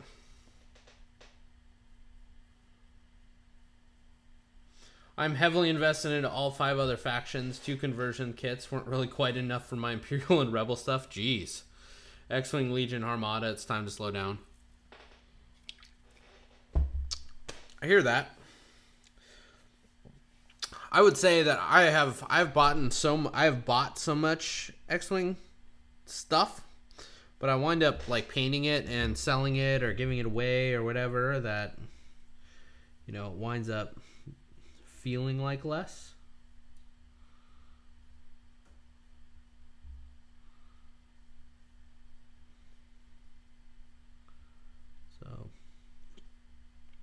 So part of freehand work, right, is tedium, right?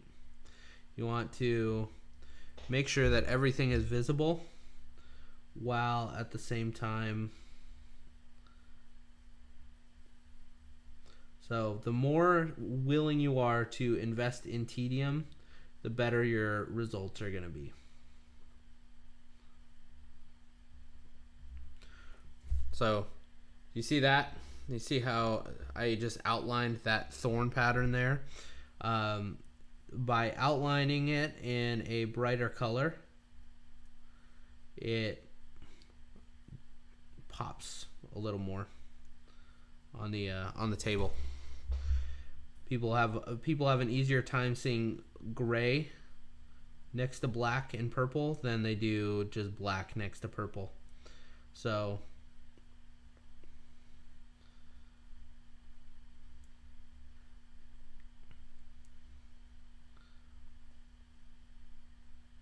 but as you can see, this is not exactly like it's taken the vines. We've taken a little bit of time painting in the vines. I think it's super worth it, right? I think it's making the model. I think every little thing we do to the model to continue to work it up is making it look better and better and better and better, right? So I'm not sad that we're doing it this way, but just know that with freehand you get out what you put in. So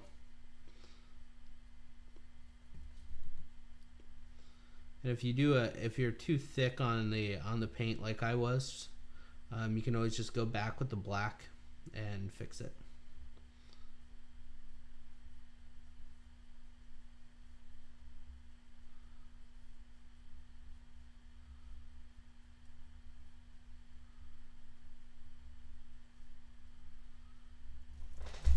But I would recommend going back in after you've done a significant portion of the gray,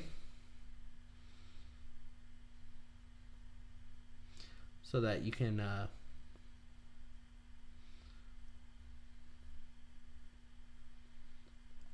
get a good idea of what's going on. Eyes are drawn to contrast, right? Yeah, exactly. Yep, so the more that you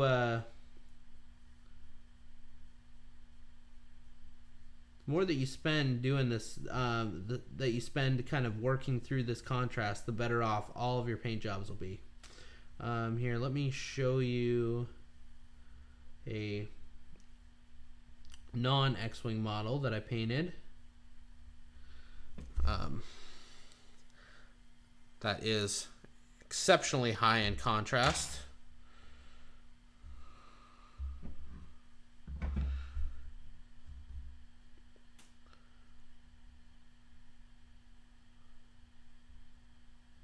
So this guy is like just super high in contrast, right? And it's the contrast that makes him interesting. His pose is super derpy.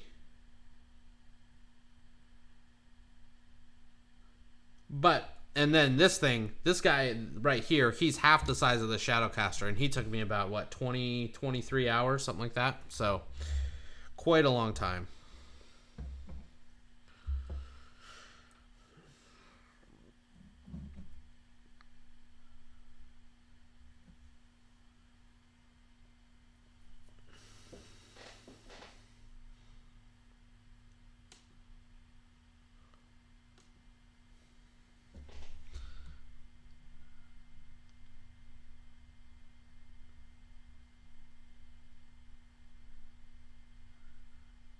Anybody else got any major tournaments this weekend?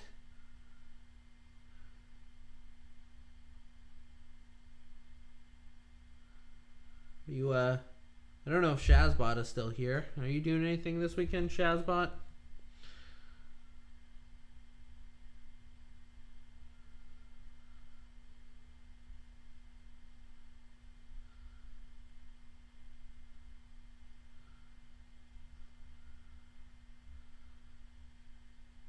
I know Mega Silver's coming to Ohio. I think he's still here.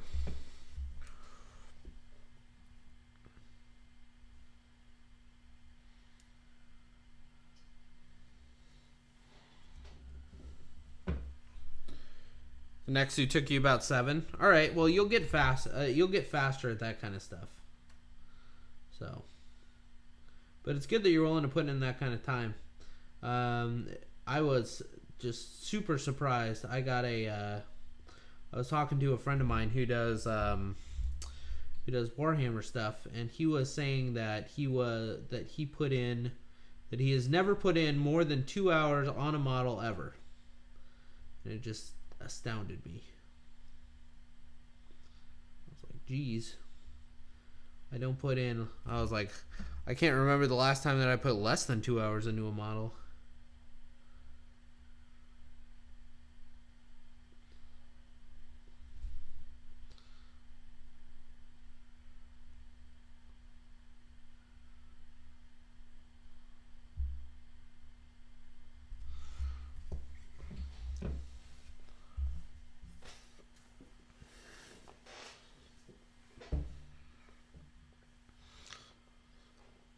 And the nicest thing about this is that we can actually take like some browns and actually paint in those thorns there. Like all the places that have thorns, I'm kind of thinking now that we're like in it, I kind of am thinking that we want to just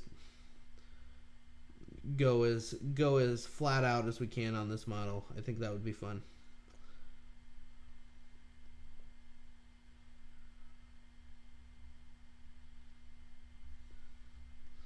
Again, guys, I am so sorry. I apologize for tonight, for all of the technical issues and drops that we had tonight. As you guys know, that is not the Gold Squadron way. So, I want to let you know that I'm not planning on having that be a normal occurrence. So thank you for sticking with me and hanging out.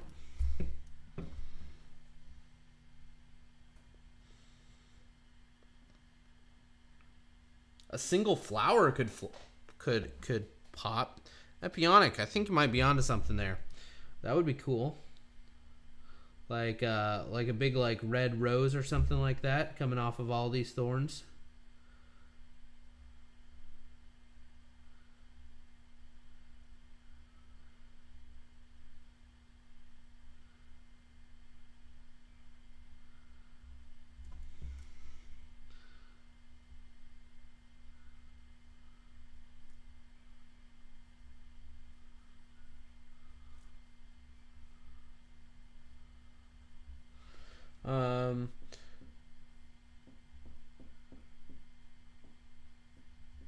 What else, Mega? What else are you? What are you flying this weekend besides the shuttle? You're flying first order, obviously.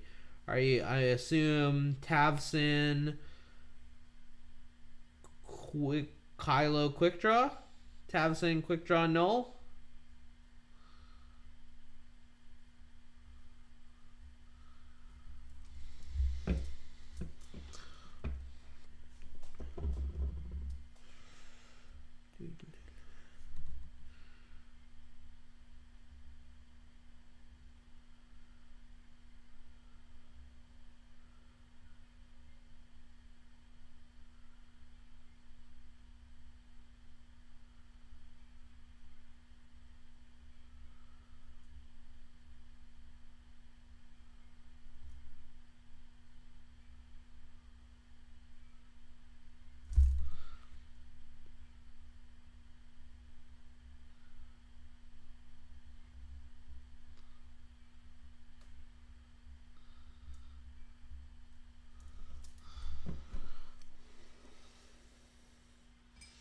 Fly Dormits out of protest. Tavson Quick Draw Blackout. Okay. A Dathomir Flower. Okay, I'll look it up and we'll freehand that. Probably not tonight because we're getting close to. We're almost at 9:30 now, so I'm gonna finish up all the freehand stuff. We'll call it a night. And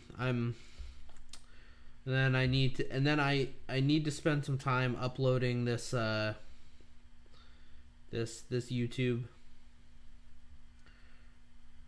stuff, so to get all these previous recordings up there, and then hopefully we didn't lose all the recordings for tonight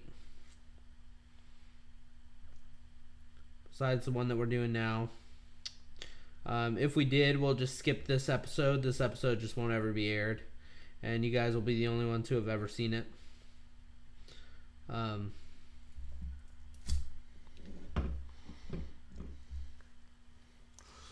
We do need to do some barbs on the other side, don't we? Are you guys liking this so far? I think it's starting to come out pretty cool.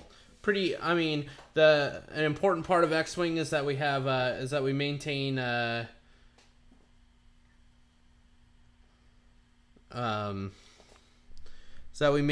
the rule of cool, right?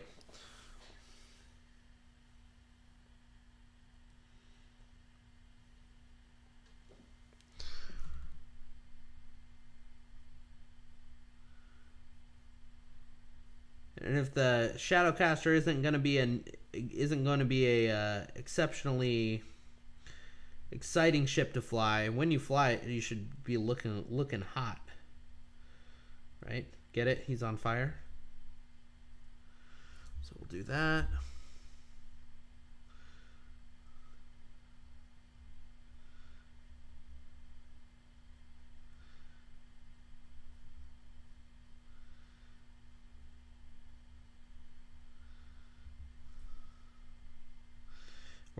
Next Monday, we're gonna go really in depth.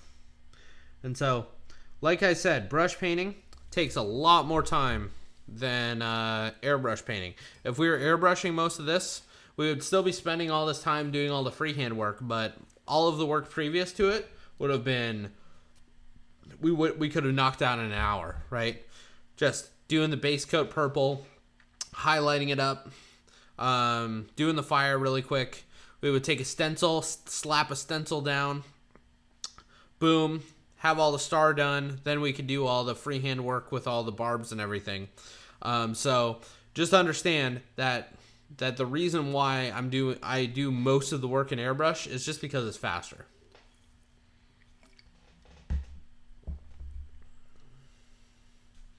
Look up Hiawatha berries.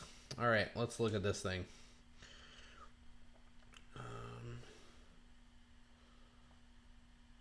I'm not sure I like that, but okay. Let's look at this. Plants of Dathomir. Okay, so... Alright, I have that saved. We'll look at it. We'll look through it. We'll figure out something. Maybe we'll just draw a big giant marijuana leaf on it. Just a...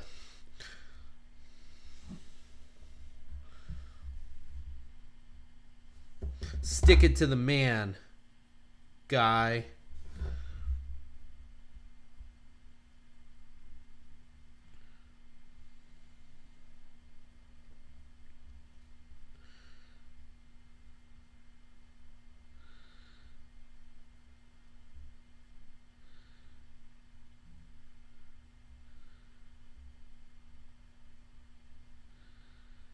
And so, one thing that you should take away is that it's okay to,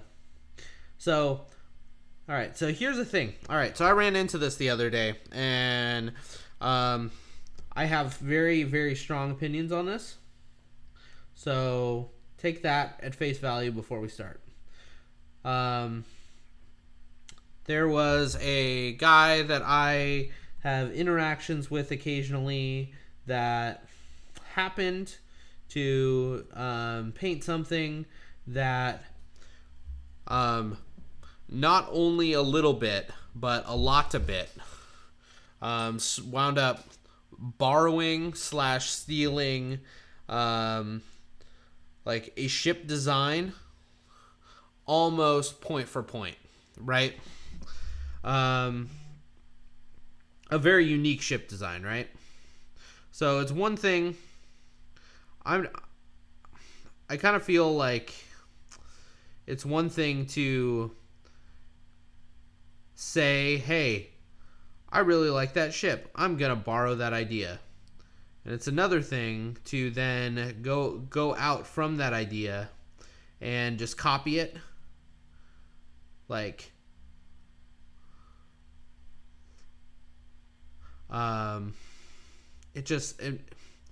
without attribution, right? It's one thing, like, if you guys see my stuff here and you're like, man, I really want to do this Shadowcaster, right? And I want to do these flames on the Shadowcaster, and I want to try and reproduce it, right? Like, totally cool. I don't care if you do that. That's great. I think that you should. What I don't want you to do is play it off as if this was something that you came up with all by yourself. Okay? Like, no artist wants to hear that. Okay? No artist wants to see essentially their creativity just taken. Okay? Because in models and in X-Wing, it's kind of the wild, wild west, right? I mean, you can steal something, and if you put work into it, obviously you painted the model.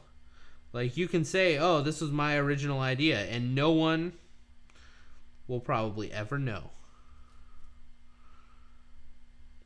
Right? It's not like actual traditional art where, you know, drawing a picture, right? And you say, oh, well, I drew that picture almost exactly. Like, here's my Instagram link from 2 years ago.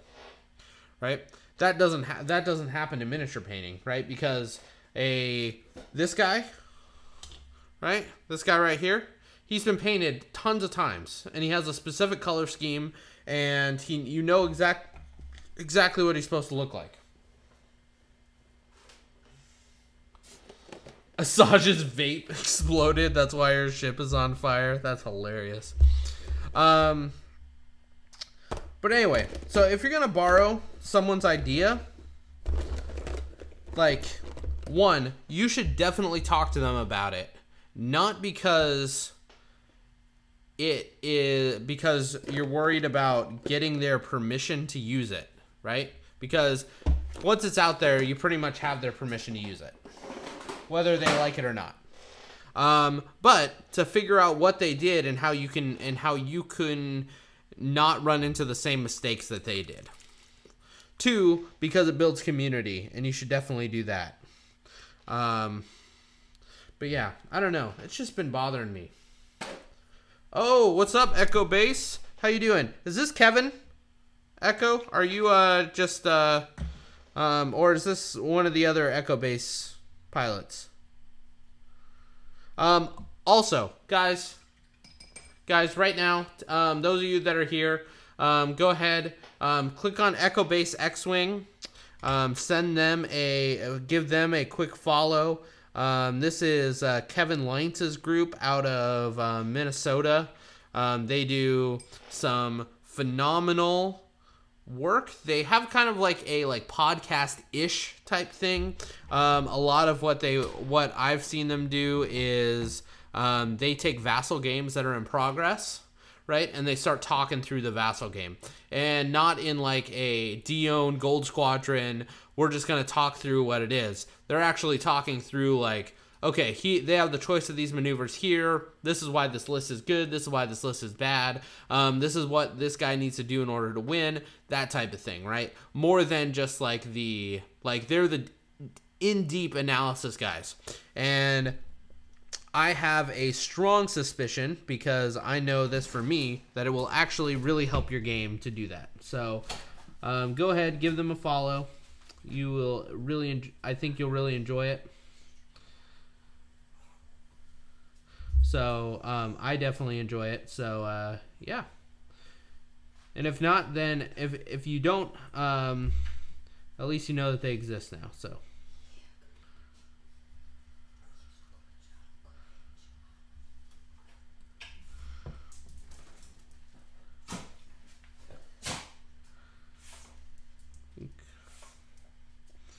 So I think that adding brown into this is really going to help. So all the places that I marked out barbs, I'm just going to put some brown on. Hold on, my lovely wife is standing here. I assume that she is probably getting ready for bed, so give me a second.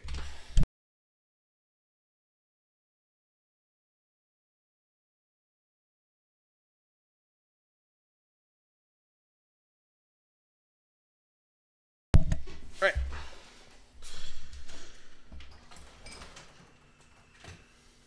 Oh, Jake. Yeah. Okay, so Jake is actually a painter with Echo Base, and he are up in Minnesota, and Jake Ream, and he does really great work. If you have the opportunity to see any of his stuff, I know that I've never heard anybody complain about how good of his paint job he does, so...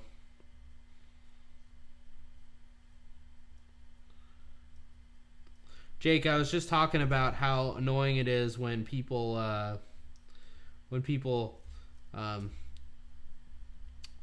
borrow a miniature idea without any sort of like, when someone you know borrows a miniature idea of like something that you've painted or a paint scheme without any sort of attribution at all.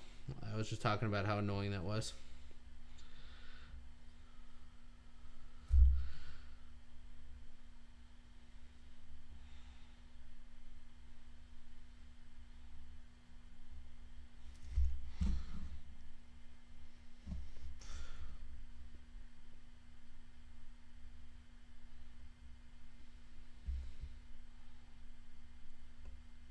So we're doing these thorns in kind of like a very painterly style. I know we're talking about painting, but what I mean by painterly is that I'm just giving hints of color to it. I'm not like, we're not coloring these vines in brown. I'm just like noting that like, oh hey, if the light were to hit this would be brown here, right? I'm hitting kind of the thorn areas, and then we're gonna take just a little bit of a lighter brown. And kind of go over it. See you, Mega Silver. Have a good night.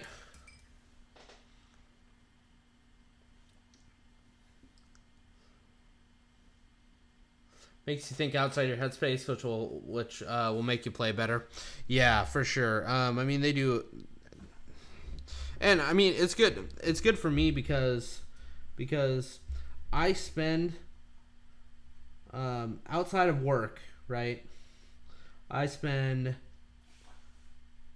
most of my hobby brain capacity, or most of my like hobby brain capacity, thinking about painting more than I think about playing X-Wing. So I need good people to tell me how to play X-Wing so that I don't totally be awful. And then in return, I will teach them how to be better painters, right? Or I'll just paint their shit for them, right? And that's seems like good. You know, I'll never be as good as them because I won't put in the practice. But I also won't be horrible because I got tips from people.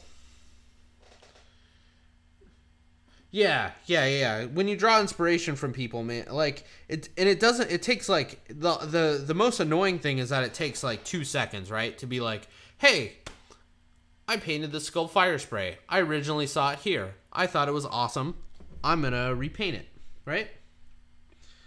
You know, like, hey, I saw this, even if you don't know where it's from. Hey, I took inspiration from this piece right here. Boop. Pop it on there. Just say, hey, this is where I got it. Yeah, the most annoying part is just how just straightforward and simple it is. It's like not even hard. But anyway, I saw somebody just totally just rip someone else's paint job off, and they were getting all sorts of likes and all sorts of praise for how unique of a paint scheme it was, and I was like, Urgh. And I wanted to call the guy out, but I didn't because I need to stop. I need to stop white knighting for other people.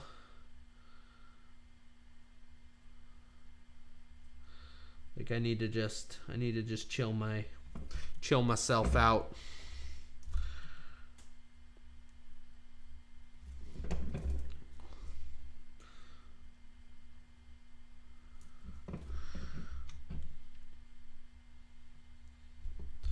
So, anyway, if you draw inspiration from someone, like especially someone within such a small community as X-Wing, right?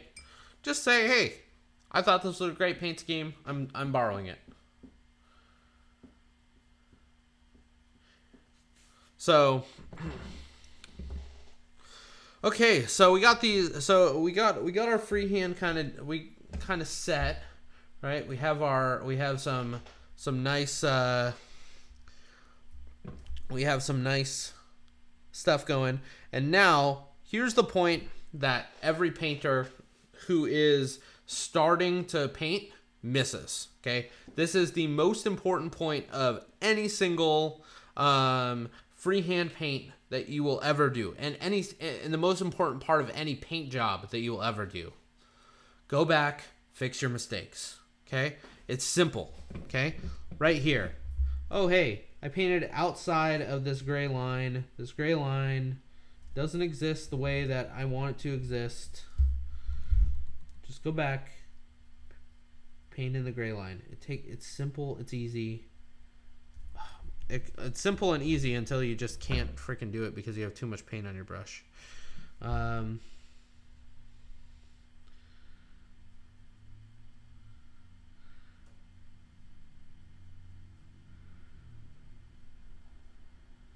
you don't have to go back over everything, but just the places that you're like, man, I kind of messed that up. Right? You might not get it. You might not get it all on your first go, and you might see it later and go, oh, I have to fix that. Right? But the more that you fix, the better your paint job is just going to come out long term. And the more that you get in the habit of fixing things that you've accidentally painted over that you wanted to be good, the better your painting is going to turn out. So just because you painted a color on doesn't mean you can't go back and repaint the other color on. It's really an important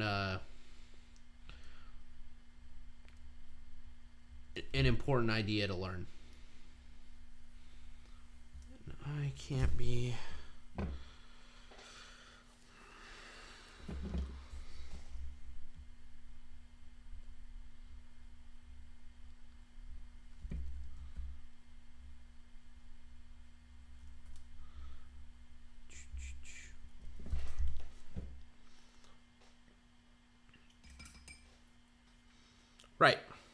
Right. There is nothing wrong with shouting out a painter that you follow. Right. Like I follow Jake because I think Jake is great. There's probably, I don't know, 15 painters in X-Wing that I follow. Oh, guys, speaking of painters that I follow, we are going to have two over the next couple months. We're going to have two guest painters coming in on the Paintcast. Okay? The first one is going to be one of my favorite painters in Europe, and everybody here knows everybody in Gold Squadron pretty much knows who he is and loves him, and that's going to be Rasta. Rasta said that he would be happy to come on and give us all a painting demo and teach us kind of some stuff and teach us kind of about his style and how he paints. And so we're going to have him on the cast, and he's going to be painting, and I'm going to be following along, and everybody can follow along with us, and it'll be super cool.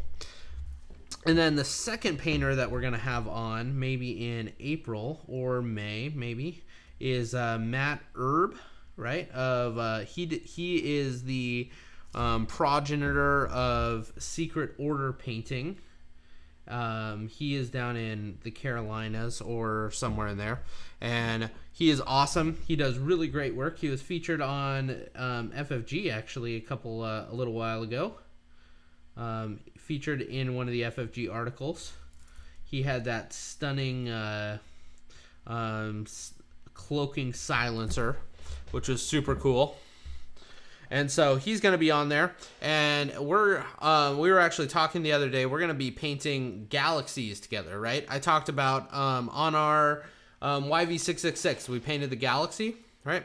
So Matt also paints galaxies on his cloaking effects, right? But we do it completely differently. So we're going to do a side-by-side painting comparison, right? One side I'm going to be painting my galaxy talking about how I do it. Other side, Matt's going to be painting his galaxy, talking about how he does it. And I think it's going to be really cool to see how two painters are doing the same thing in a different way and showing how it's okay to be different and kind of find your own style and still come up with a similar result.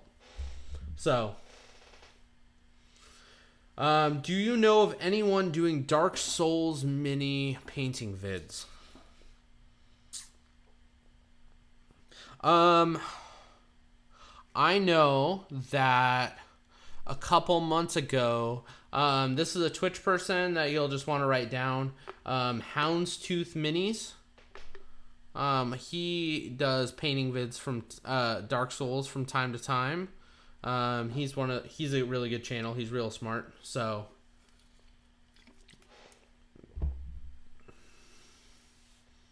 oh, Victor. Oh man, Victor's stuff is great. I love Victor Robles. He is not only a nice guy, he is also an excellent painter.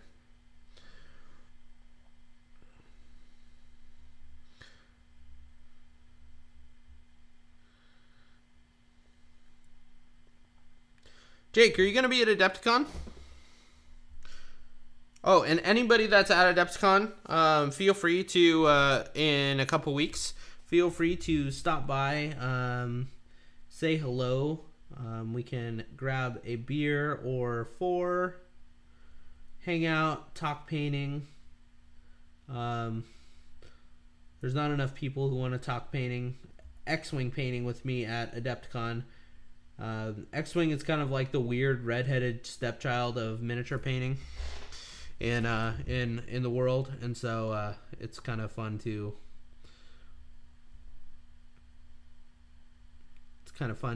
like, you're like, oh yeah, what do you do? Oh, I paint mostly X-Wing. Okay, you're weird. And I mean, I am, but come on.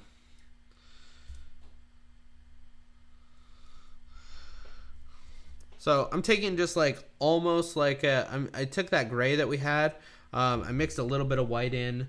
Now I'm using almost pure white, and I'm just finding places where I'm just wanting to up the contrast just a little bit, right? And this is not in any sort of like, I'm not using any sort of specific measure in order to do this. I kind of just am doing it my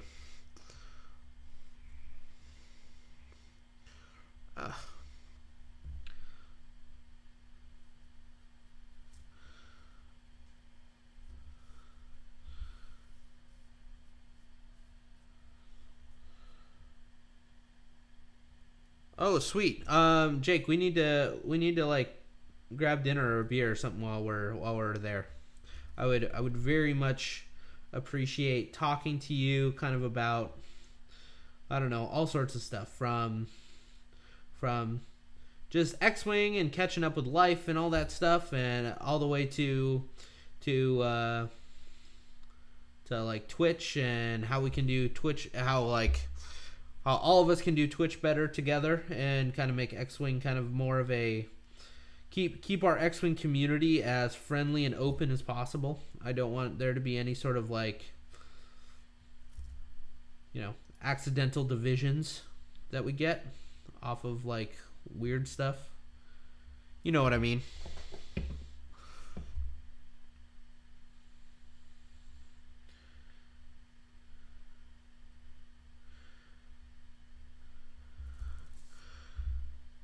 And for those of you that are kind of new to the painting community in X-Wing, I'm like, I kind of out of the people that paint like really well in X-Wing, I'm kind of the guy that does like the really off the wall weird stuff, like what we're doing now, right? Like, not many people are modeling random fire on Shadowcasters, and then painting it up and doing all that stuff. So everybody kind of has their own niche. All you have to do is find yours, and if you don't have one that you like, make one.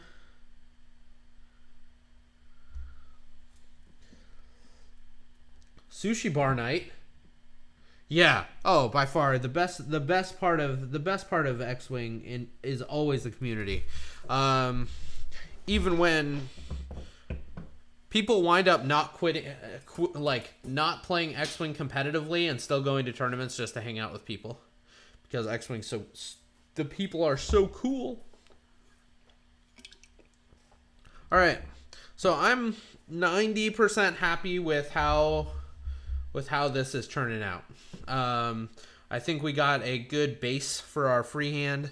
I kind of want to fix this little guy right here.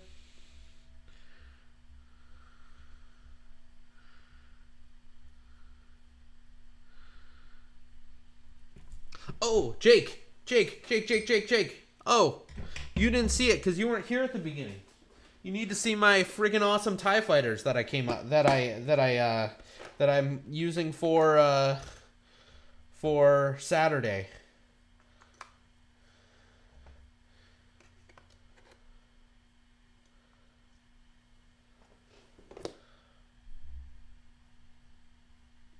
What's the 10? What do you mean?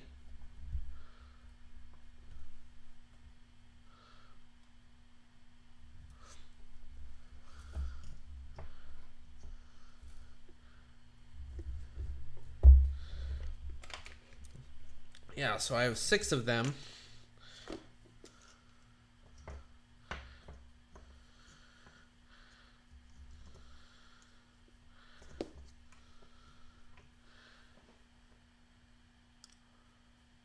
So I have 6 of them, and I modeled them so that I made green stuff pipes for their struts, and they have the little M and the Mario hat, and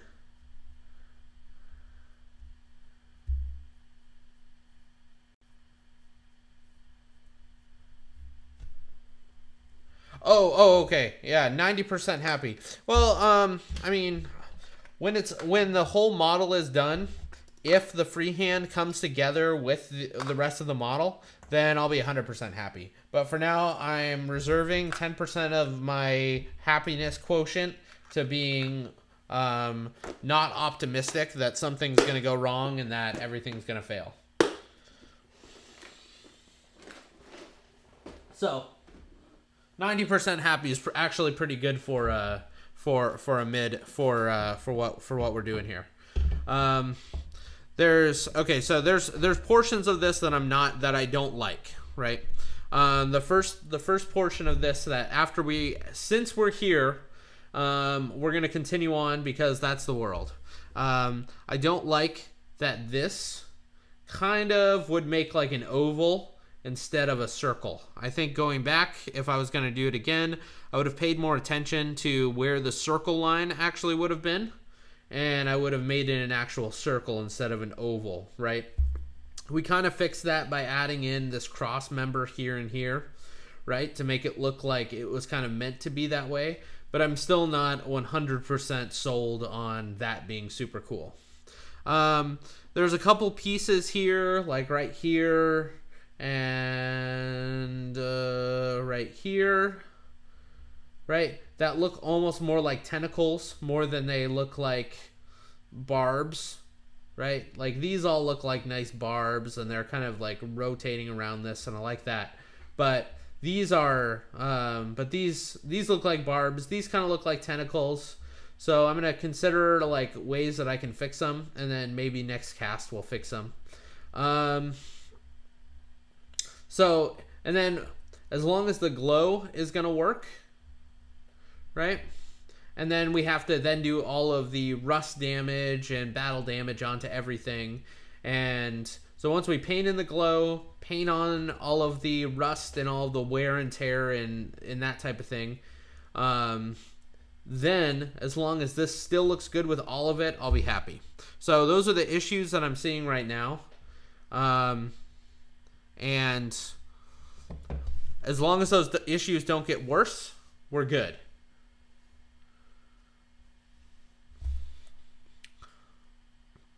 So that's how I'm feeling about it. That's what I'm seeing.